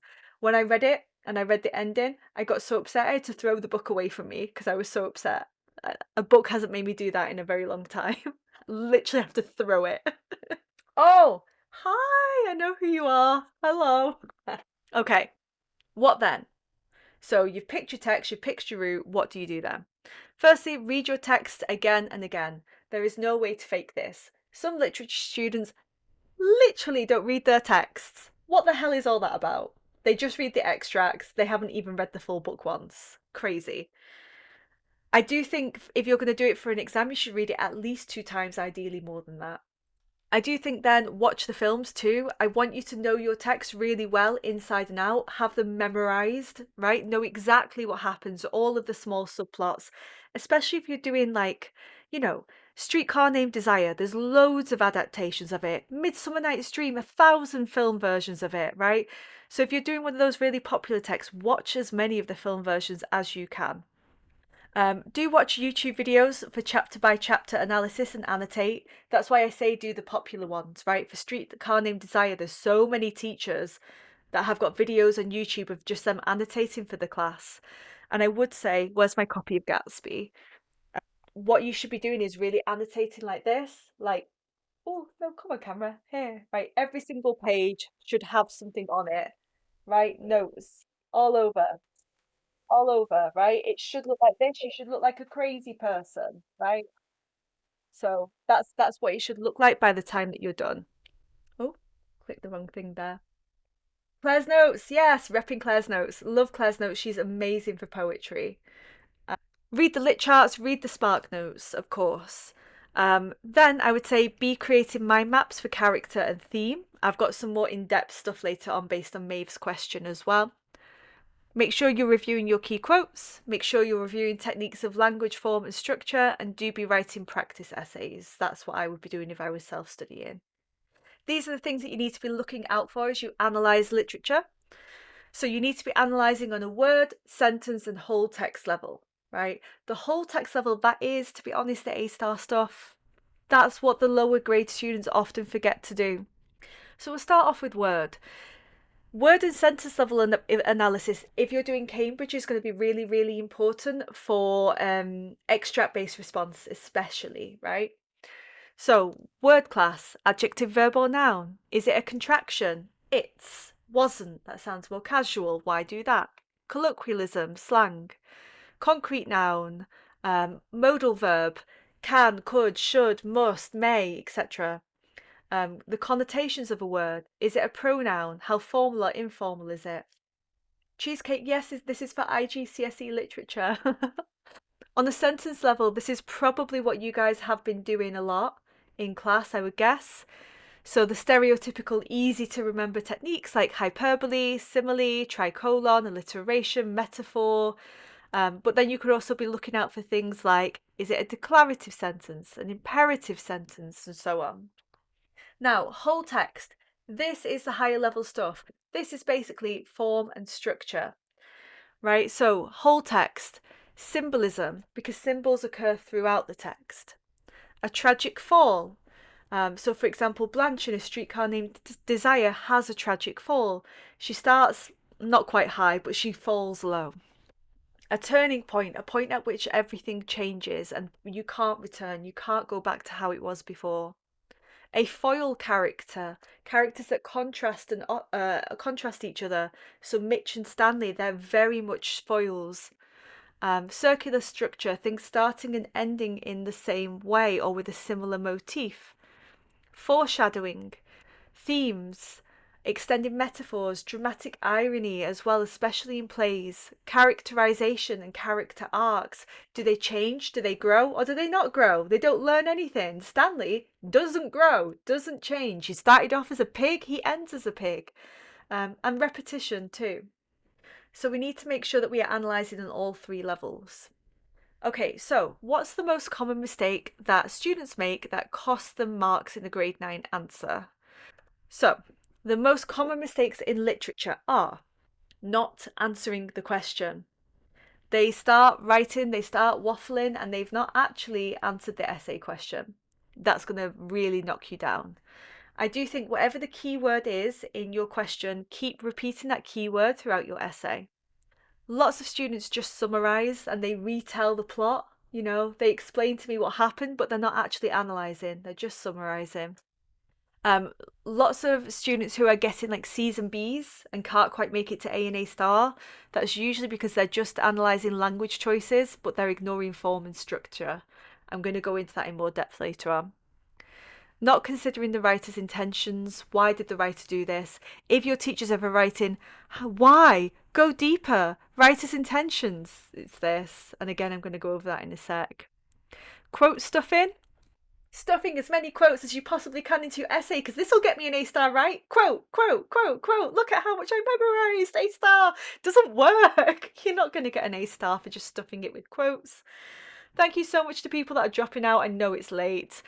So yeah, you don't get marks for quotes unless you're actually doing something with it. And finally, not covering the beginning, middle and ending of a text. So many students just analyse the start of the text, probably because that's when their teacher was taking the time to go through it in depth. And then by the end of the text, the teachers probably ran out of a bit of time. If you're writing an essay about a literary text and you haven't analysed something from the beginning, middle, and ending, you're not showing good knowledge, right? So stay super, super relevant, yes.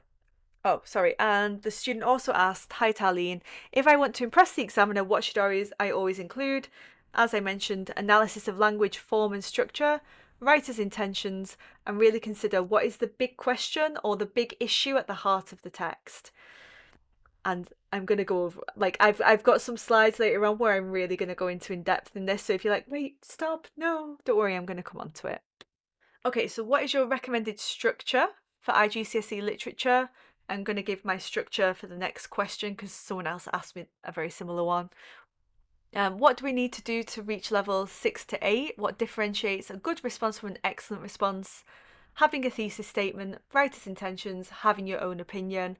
Going to go over that in a sec. And what does personal response mean? Have an opinion, personal thinking. You actually have got a thought about the text, right? Personal thought. Okay, so I'm going to break it down now. Good essays will have these 7 things. You'll have a clear thesis statement. You will state the writer's intentions. You will have clear topic sentences. You will analyse language, form and structure.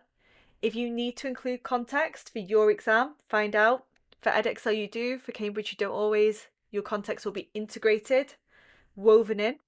How many more slides? Quite a lot, like another 20. Embed your quotations and your conclusions should be so what conclusions, not just repeating what you've just said. Let's go through. Yeah, I always go way over. Okay, so a thesis statement. A thesis statement is your argument. It is your answer to the question. This is where you're having your opinion. So if, for example, it says something like, let me think of a question. Explore the theme of ambition in Macbeth, right? My thesis needs to be something like Shakespeare uses the theme of ambition in Macbeth to warn against the dangers of unchecked ambition. Most of the time it's saying X represents Y or X is used to explore Y. Okay, so here's your theme, but what's the deeper meaning, right? That makes a good thesis statement. So for example, here are some thesis statements. Though some may argue that the witches or Lady Macbeth spur Macbeth's action, ultimately Macbeth's actions are driven by his desires and moral weakness, for which he alone must bear responsibility. This is also personal opinion too. So some people argue it's all the witches' fault, all the women's fault. I'm arguing no, it's Macbeth's fault and it's only his fault alone. That's my answer. That's my argument to the question, and it's my personal opinion. So it's a good thesis. Or, William Shakespeare's Macbeth is a play that, at its very core, warns of the dangers of unchecked ambition and accepting your God-given role in the chain of being. Again here, thesis statement, okay? What is this play about? What is expressed through ambition? If you are too ambitious and you don't accept your role in society, you will be punished. So, clear thesis.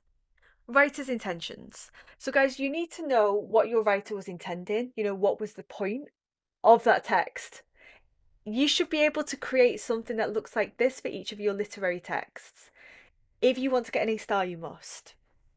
So what was the point? What was the point of all of this? So for Macbeth, for example, it's to suggest that God will always win, to warn leaders that their subjects cannot be trusted, to explore insanity, to warn about ambition, to warn about breaking the great chain of being, to highlight the dangers of regicide, killing the king, to suggest that powerful women should be feared and they are dangerous, to provoke a fear of the supernatural. You need to break it down and you need to have about this many different ideas. And here's an example for an inspector calls, which I won't read out. But you do need to stop. ChatGPT is a little bit good for this. I do use it for this, but also just like doing some context reading will give you the idea there. So you do need to know what was the point of all of this. Your topic sentences. Now, someone else asked me about this earlier as well. So it's nice to organise your paragraphs by an argument or a big idea. So, for example, if I was going to write an essay about Macbeth and ambition, I might structure it as Macbeth's ambition was present from the start of the play. The women might have provoked his ambition, but Macbeth chose to continue it by himself. Ambition led to him being unsuitable for the role as a bad king, and his ambition is ultimately punished at the end of the play and the natural order is restored. So I'm structuring it by argument. Then my topic sentences would look something like this. So remember, a topic sentence is the first sentence of each main body paragraph. It's your point, right? In your petal or your P, or your topic sentence is your P. AIC is an inspector calls, that's for Edexcel people. So the topic sentences, the first sentence of each analysis paragraph might be, Shakespeare establishes Macbeth's ambitious and violent nature in the play's opening scenes. Though Macbeth's potential for excessive ambition was present from the first moments of the play, some may still argue that this hamartia, fatal flaw, was only catalysed by the supernatural. Macbeth's ambition consequently fractures the natural order, as Shakespeare cautions that we must respect our rightful place in society. Ultimately, Macbeth's ambition must be punished and the natural order restored. Taste of Honey is only in Cambridge, and an inspector calls is in Edexcel and AQA, IGCSE. Now, I've said before that you need to analyse language form and structure. Here are some of the things that you could think about. I know most people are going to be doing a Shakespearean text. So things like iambic pentameter, trochaic tetrameter, blank verse, prose, soliloquies, monologues, those all fall under form. The setting and stage directions also fall under form. Costumes, dramatic irony come under form. For Streetcar Named Desire, the fact that it is a tragedy comes under form, and that it is expressionist, with things like the jungle cries and the polka music, those all come under form. The structure as well. Cyclical structure, starting and ending the same way. Macbeth does, starts and ends with a traitor being beheaded. I guess you could argue Streetcar might to an extent, because it starts and ends with the natural order being restored there. Stanley and Stella by themselves as they were at the start of the play, with the trouble of Blanche gone. Repeated motifs, repeated symbols. Role reversal. Does a character start as a high status character and end up as a low status character? Tragic fall, often. Streetcar, Macbeth for sure. And character arcs. I'm just looking at your comments here. Okay. You don't always need to have context. Know your exam. For Edexcel, you absolutely have to. For Cambridge, you don't always. But I do believe for both, context should only be added if it enhances your point. You just sticking in a random bit of history isn't going to get you any marks unless you're using it to make an analytical point. So you're not just going to shove it in. You actually have to do something with it. So random bits of historical facts that are unrelated to the question will not be credited. Might actually lose you marks because I'll just think, so what? That's not relevant, you know? Embed your quotations. This becomes very important for A-level and IB, by the way. So, remember before I said that we don't like quote stuff in? You are not impressing me by remembering a whole sentence and copying it down. Not at all. I don't want to see that you're copying down the whole sentence as your quote. Instead, you should be picking short quotes. Ideally, 1 to 3 keywords is best. And those quotations should be fit grammatically correctly into your sentence so that the writing flows. So if I closed my eyes and read out your essay, I wouldn't actually know which bit is the quote because grammatically it flows into your argument. So, for example, Macbeth's punishment for his vaulting ambition also follows the typical structure of a tragic fall. Pardon me. With Macbeth beginning as a high-status character, brave Macbeth, and ending as a disgraced butcher and a tyrant. Here, I didn't need to remember the full quote. Keywords, brave Macbeth, butcher, tyrant. That's precise. It's showing good knowledge. You're not wasting time, right? This is the way we should be doing it. Scotland too is fruitless, barren and bleeding when the laws of God go unheeded. Quick, one-word quotes. Banquo neither fears nor begs for the witch's attention, while Macbeth asks them to stay. Quick, one-word quotes, right? So this is what we're aiming for, not big long quotations. I watched The Glass Menagerie in Manchester. So obviously it's a play set in the deep south of America and it's being performed in the north of England, and the actors had the worst fake American accents I've ever heard in my life. It was so bad. The play was good, but the performance was so cringy. It was terrible. Yeah. The good poems. Those poems have gone for a lot of students now. I think you guys are the last ones that get to do funeral blues. So sad. And then ending up with so what conclusions. Guys, do not just repeat yourself and list the techniques that you've already analysed. A conclusion isn't summarizing what you've said.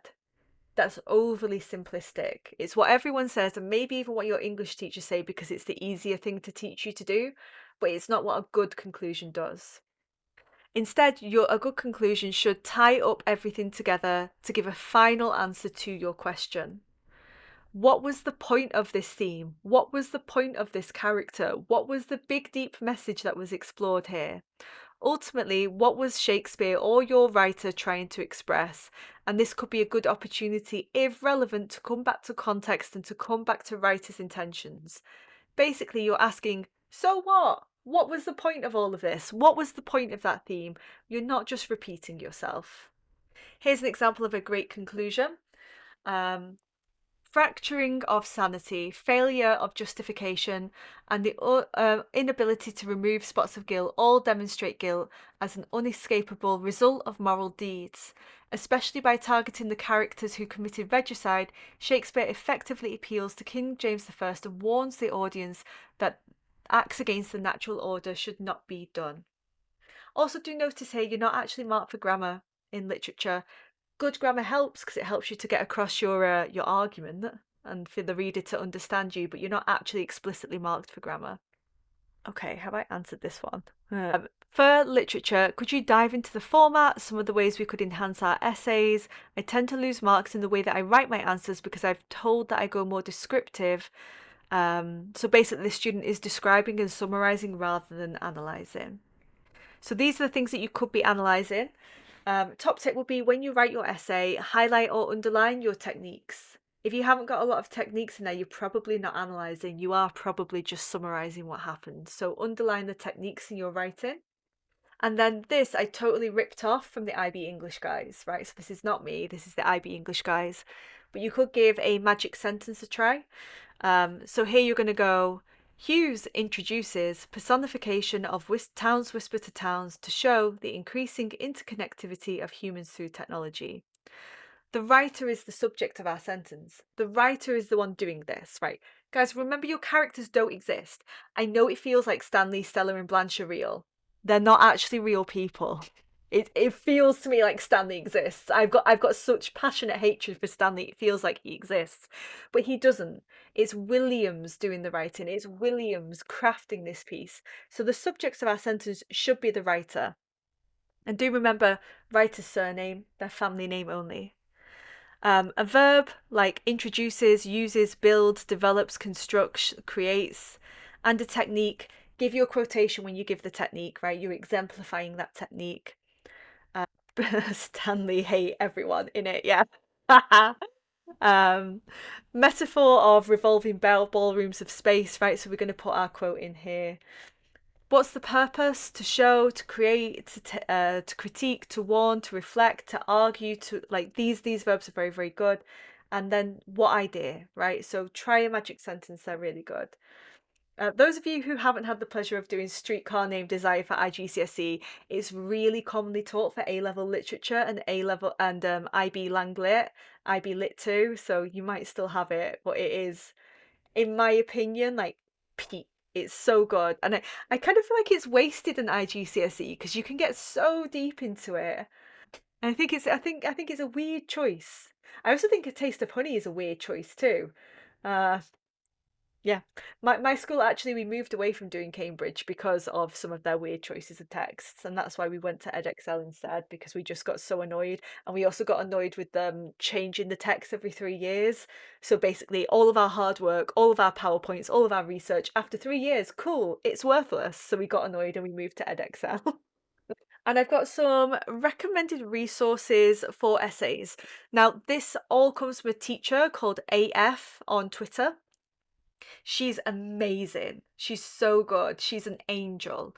If you click on the link, this is a Google Drive full of booklets and resources for lots of literature texts, but especially her essay booklet really breaks down how to write a literary essay. I've stolen a lot of my ideas from her. She's so good.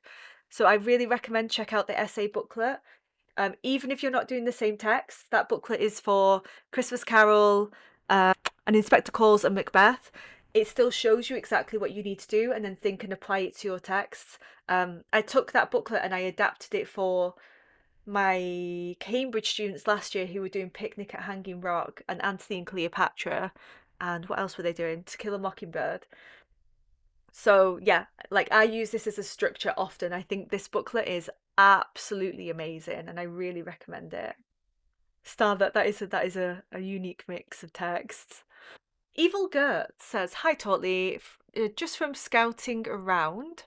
Something that I feel like will benefit people is if you discuss how to properly formulate points in a literature essay, as many people are under the misconception that they should write, the writer uses metaphors to present, or the writer uses technique to portray as their topic sentences, instead of formulating like overarching points, such as the writer presents theme through points which can be analysed through multiple lenses."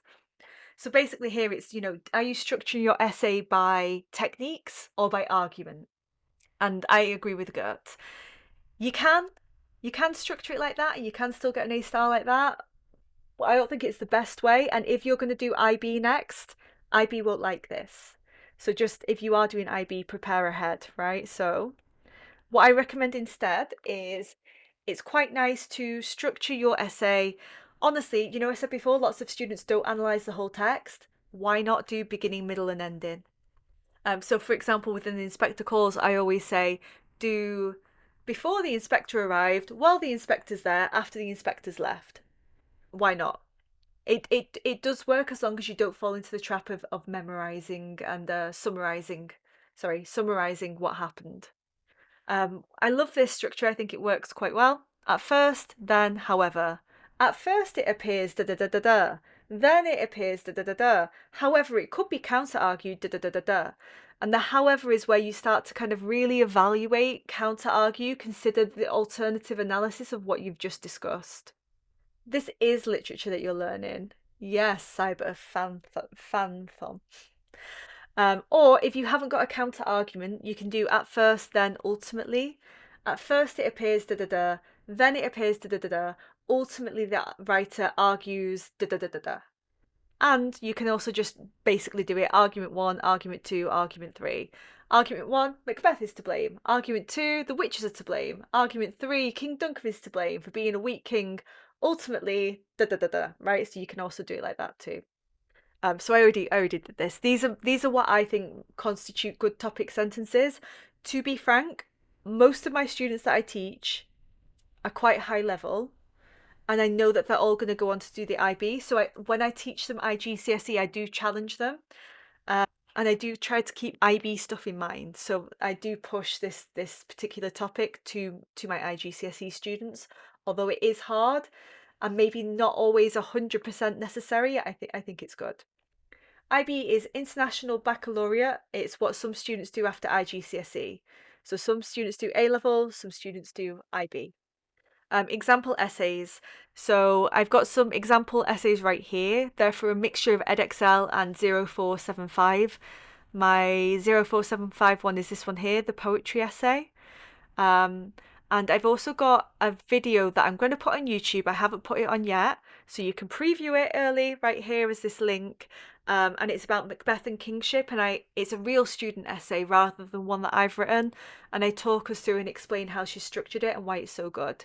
And again, even if you aren't doing Macbeth, this is still good because it shows you the elements of a good essay, which for Edexcel, Cambridge, AQA, they're basically the same. It doesn't change. So yeah. Then Evil Gut also asks, do you agree that there should be a rigid structure such as Petal or Peter that should be followed to get a high mark, or would it be better to follow a self-made structure for more flair?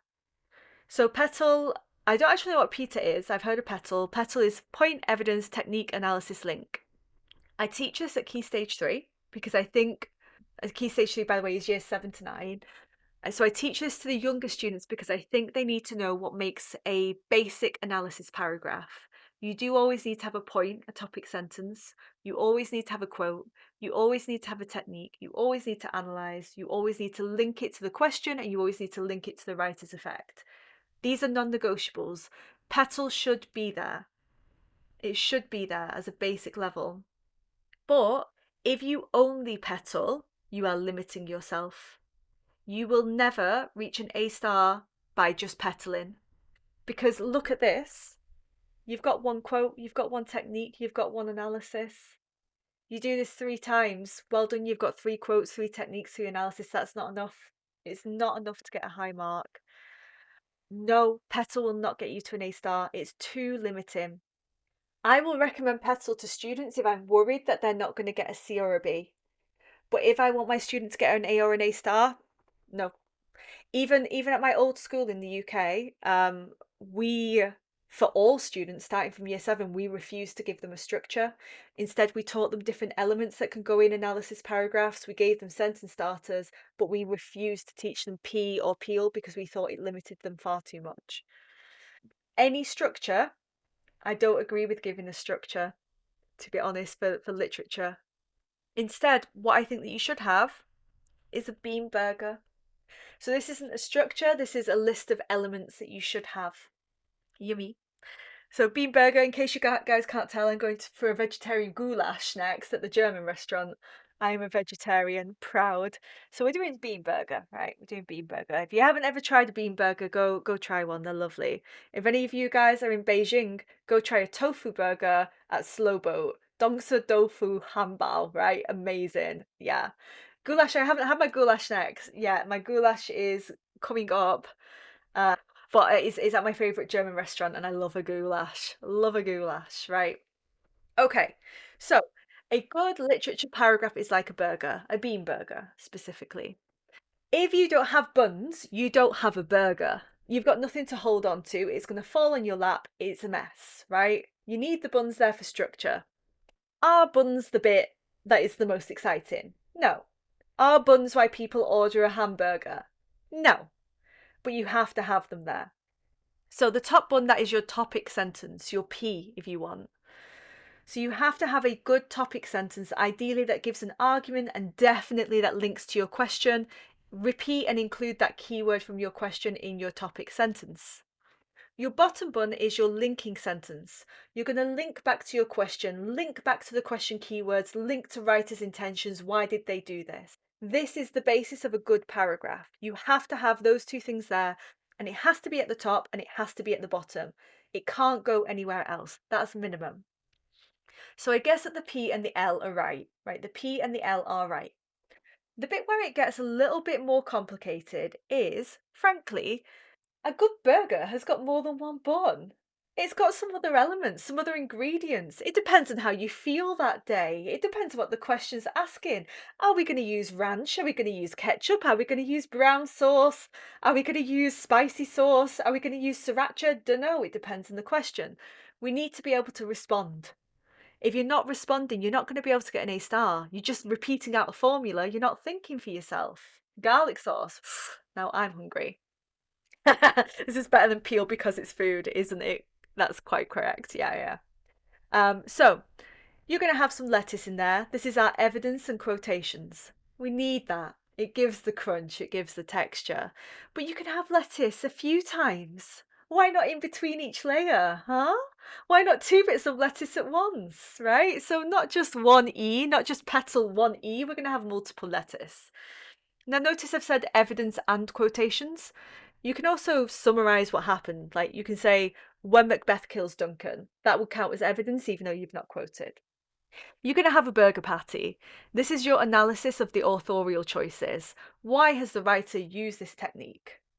A good burger, right, is a double cheeseburger, a triple cheeseburger, a Big Mac with a little bit of bread in the middle, right? So you're going to want to analyse more than one thing and you're going to want to analyse more than once. Bear in mind, for the burger patty, that's why everyone's there.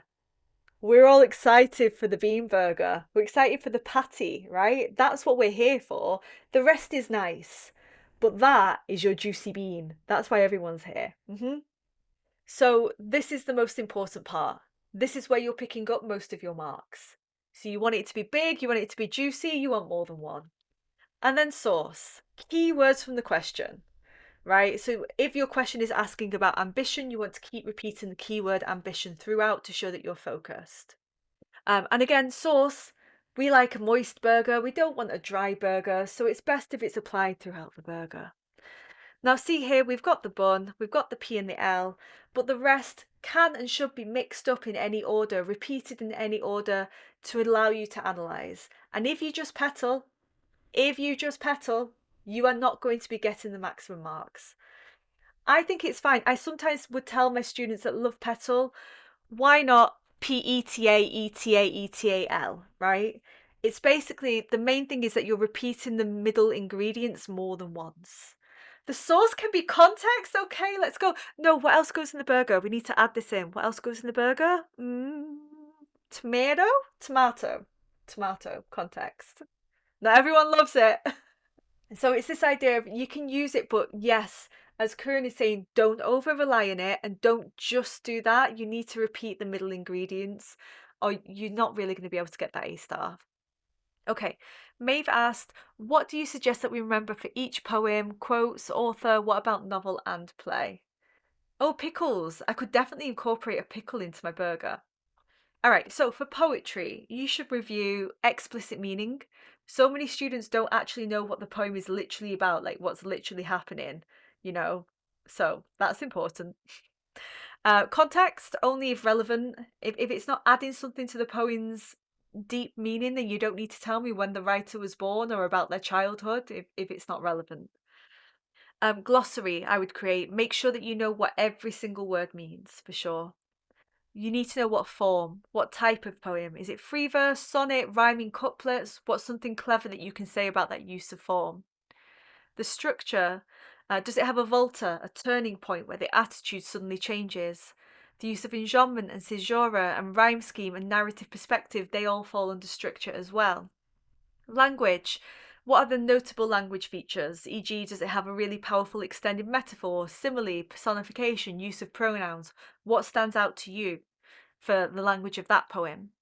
The key themes and what's their significance? The speaker, who are they? What are they like? What's their attitude? What's their perspective? And the title, if there's anything to analyse about the title. There's not always something super deep.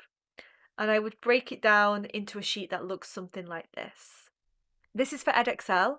I've got a full booklet on all of the Edexcel poems. I didn't make it, I found it online, but I've linked it right here, by the way. So if you are doing Edexcel, yeah, got really good revision notes on all of those poems. The PowerPoint and everything else will be shared. For drama and for prose, yes, I will give you the PowerPoint. I'll give you guys everything. In fact, I'll show you guys what I've put together. Let me share my desktop. You're going to see the craziness now. So I'll share with you guys this OneNote, this OneDrive link. So you've got the PowerPoint, and I put some freebies in for First Language English, giving you guys some of my units. For literature, the Macbeth Grade 9 essays, the IB Streetcar PowerPoint, and my revision booklet. The revision booklet that I use for Edexcel. So all of those will be shared with you guys. You can ask if I've got other stuff. I tend to have, I've been teaching for a while now, guys. I've got things hidden away and I forget that I've even got them. So if I've got it, I'm happy to share it. Where was I up to? Hang on. I need to rearrange my screen now. Okay, what do you need to memorize, revise for drama and prose?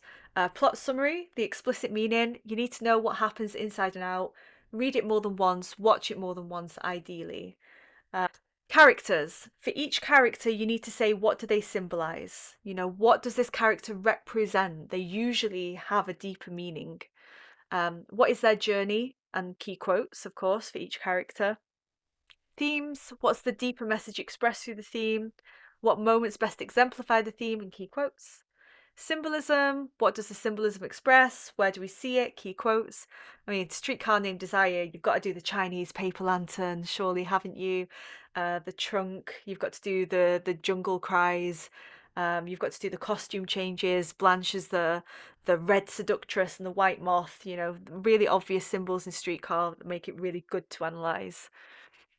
Setting, what does the setting symbolise? Elysian Fields. Does the setting change or doesn't it change?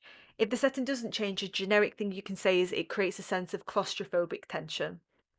And key quotes about setting. Form, features of the fact that it is a play or the fact that it is a novel, like the narrative perspective, who is our narrator, dramatic irony, stage directions, the genre. The structure, is there a circular structure or an ambiguous ending or a tragic fall or cliffhangers? You need to know that. And any relevant context. Now, what I recommend doing for that is I like to make an overly intense Padlet like I'm a detective trying to hunt down a serial killer. I like to do that for my texts. So I organize my Padlet by characters, themes, symbols, form and structure, language features, genre. So this one's tragedy and context. So that's how I like to revise. And yeah, then for each of it, like I put in features and then I put the key quotes that match. So I recommend something like that. Works for me personally. Oh, and I'm at the end. Oh, I didn't think I was going to be at the end. All right. Guys, I've got 15 minutes left before I need to go for my goulash. So if you have got questions, and I am really happy to answer them. Brian, no way you've stayed this late. It's so late where you are. So guys, any mop-up questions that you want me to answer? So Minku is saying how to analyze deeply. Usually what the teacher means when they say you're not analyzing deeply is you've got the technique, and so maybe you're saying, oh, personification, Brian, God.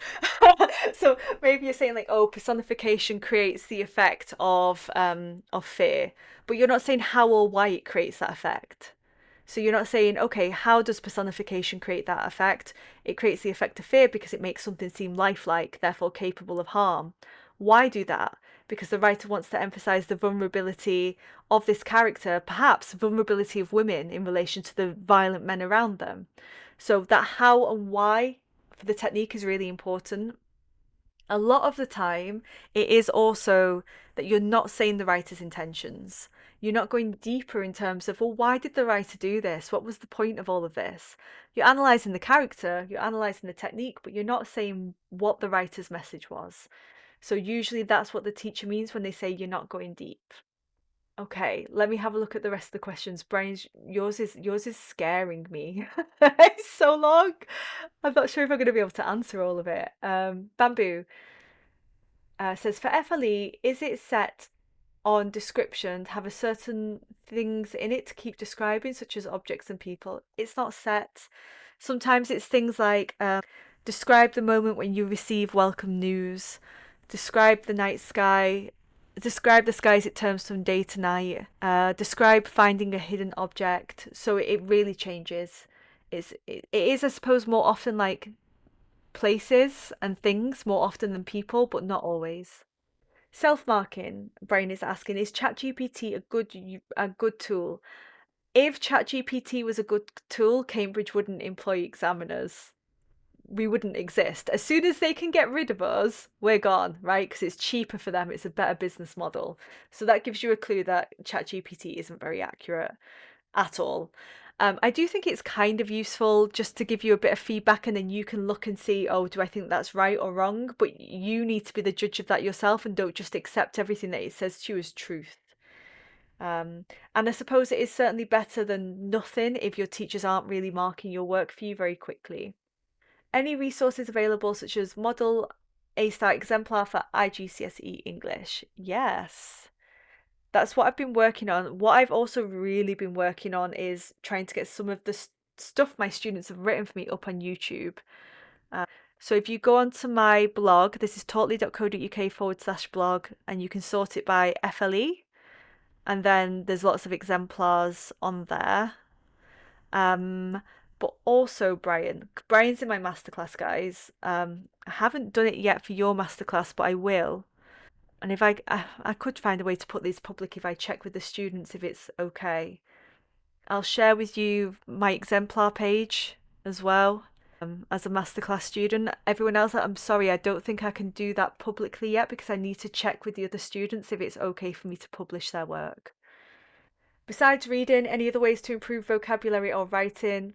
Learning grammar rules helpful? I think it is. I think what's useful is you writing up something, putting it on Grammarly, and then seeing what are the common grammar mistakes that you are making, and then learning those grammar rules. So knowing what are the things that you are often getting wrong, and why is that wrong, and how do you fix that? Tips to prepare for narrative writing, your mind goes blank. So, like I said, prepare ahead, a character and a setting that you can use. I would say have written 5 or 6 stories at least that maybe you can rework some of them or some aspects of them, but don't just copy and paste a previous story in. But having written some good stories that you like, that can help you with that. Good to prepare a draft beforehand. Have a few different stories, get feedback on them. Don't just neatly copy and paste. Do respond to the prompt that you've been given. Is descriptive or narrative easier? This is personal, it depends on you. I personally, for me, when I did my GCSE in English language, and we were also given a choice between narrative and description, I personally always picked description. For me, that was easier because I personally think that coming up with a good character, a good setting, a good climax, a good twist, I think that's a lot harder than just describing a thing, a place, a person where you don't have to have a climax or characterization. But other students I know find narratives a lot easier because they find it hard to develop their imagery, which you obviously need in a description. So it depends on you. The requirement for vocabulary is the same for description and narrative writing. It's the exact same mark scheme, exact same standard, exact same examiners. So there's no higher standard for vocab. Any advice or tips for final push? Final push at this point, if you've got a month left, would be timed, handwritten exam practices that you self mark. Put aside the 2 hours, put a timer, no phones, no cheating. Even better if you can get a friend or your parents to print off the exam paper for you so you don't know which one you're going to be given. So at this point, with a month to go, I will be doing lots of timed handwritten practices. Brian, what I will say is I tutor Brian. His work is really good. I'm not worried about you. I think you're going to do a good job. And I think students freak themselves out, but you need to remember that the grade boundaries are low. And so actually, you don't need to get top band for everything to get an A star. And I think you've got a really good potential. So don't be nervous. I think you're doing good. Okay, AD says, I realise this question is a bit vague. A bit lost on how to prepare. Keep making notes and realising they're too disjointed. Do I remember meanings line by line for poems? Memorise quotes or themes? Too much to remember. You got an A star in FLE. Let's go. Let's go, AD. That's amazing. Wow. Okay, so for poetry, I would do what I shared earlier on. Where is that? Let me just share my screen again. Yeah, I would be making a sheet like this for each of my poems. That's what I would do. You do need to know line by line what it means and ideally a technique. The way that I annotate my text are, let me just go onto my OneNote and pull up one of my tutoring classes.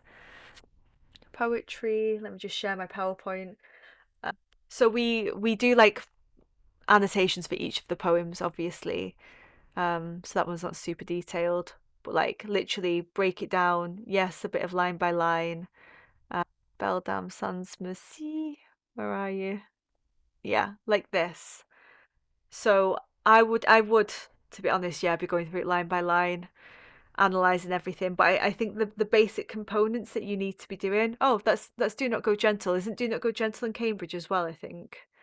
Yeah, I would be breaking it down like this for each poem. Tips on prose. I'm not sure what you mean by that, Cryan. Do you mean narrative writing? Or like reading the prose text? Let me carry on. How do you pick points easily? I always lose marks and missing the content points. It's practice. It's not letting yourself get freaked out in exam situation where you're not thinking clearly anymore. And taking the time to read slowly and carefully and underlining the answers so you can see where you get them from. So Maeve is asking, how can we improve our personal response? So that's for literature, right? So for literature, the highest scoring students will have a personal response, which basically means have an opinion, right? So part of it maybe is like stopping with your text and thinking, what are the big issues here? What am I supposed to have an opinion about? Now, for Streetcar Named Desire, one of the big things is, to what extent can we sympathise with Blanche? To what extent do we think that she is a tragic hero? To what extent can we forgive her lies and manipulation? To what extent do we think that she is redeemed by the end of the play? To what extent do we think that that Tennessee Williams is trying to reveal to us about the old world versus the new world? You know, should the old world be saved? The old order that Blanche represents, the plantation order, or do we have to accept that we're going into modern America and that this modern brutality that Stanley represents is going to take over? So you need to know, like, what are the issues there. By and large, it's, do we sympathize, or, you know, with Macbeth, it's to who is to blame, for example, or like, for example, if you got a question about Stella in Streetcar Named Desire, then it would be like, how sympathetic is Stella? She chooses her husband, even probably knowing deep down that he's raped her sister. But is Stella just another victim of Stanley? So see here, it's like those debates, the things that you could argue about, that's the personal opinion. So you want to find the things that you could debate about. Even for some questions, for some texts, you could go away and search debate topics, a streetcar named Desire, and there'll be lots of like teaching websites where teachers have already thought about what are the debates, and then you need to debate it in your head and figure out what your opinion is. Brian, don't apologise for so many questions. It just, I was just like, I don't know if I can answer all of these well. Oh no, thank you. That's so cute. I've got good lighting. I'd show you myself, but I've got very good lighting and highlighter to make myself look a little bit more alive. Mohammed says, how exactly do you answer why the writer chose to phrase something in a specific manner? Oh, students always say this. I guess the writer just thought about phrasing it that way because it sounded cooler. I mean, sometimes it is that. Sometimes it's like, you know, what is the deep meaning that they're trying to express? What does this represent more generally? Does it fit into a broader pattern within the text? For example, sometimes it is just practice, and sometimes it is review the lit charts for your texts, and you will start to see like the kind of things that you can say. Especially if you're doing Cambridge and it's extract based response. Lit charts do summary and analysis of each of the different sections. So I find lit charts quite good. You do have to pay for it. It's not super expensive, but you could get like a group of your friends to make an account together. I share an account with some teachers. So yeah. For directed writing FLE, how do you aggregate all the developed points and how do you add your own ideas? With directed writing, there's usually a debate that's going on because usually you've got the two texts and they disagree with each other. And so then you need to think, okay, well, what is the thing that they're disagreeing about? And what do I think about that thing?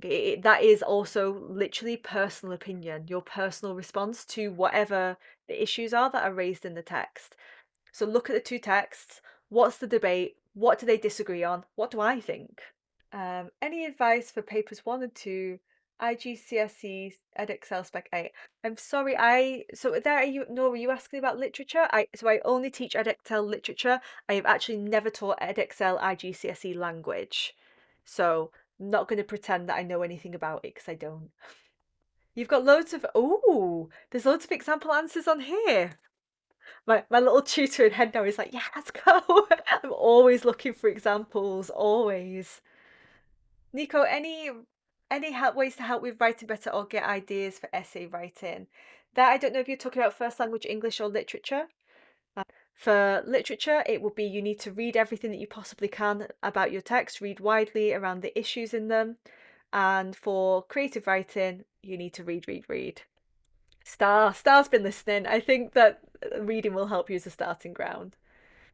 All right, guys. So I know there's loads more questions, but I think, to be honest, I'm gonna have to end it at some point. Otherwise, we're gonna be here all night. And for some of you, it's like 1 in the morning. Right. So I think that we need to end it here. I'm just gonna share on my screen again a link to the resources. So if you want to download this PowerPoint, everything will be in the folder shared here. Hang on, I will also share it in the chat as well. Let me just share it in the chat. Oh, that didn't actually share the link. That's not useful at all, is it? Hang on. So I'm just going to share the link to OneDrive. If it says to you, you need to sign in, I've got the settings set as link works for anyone, doesn't require sign in. It's because your school's being annoying. What you need to do is open it up in an in private window.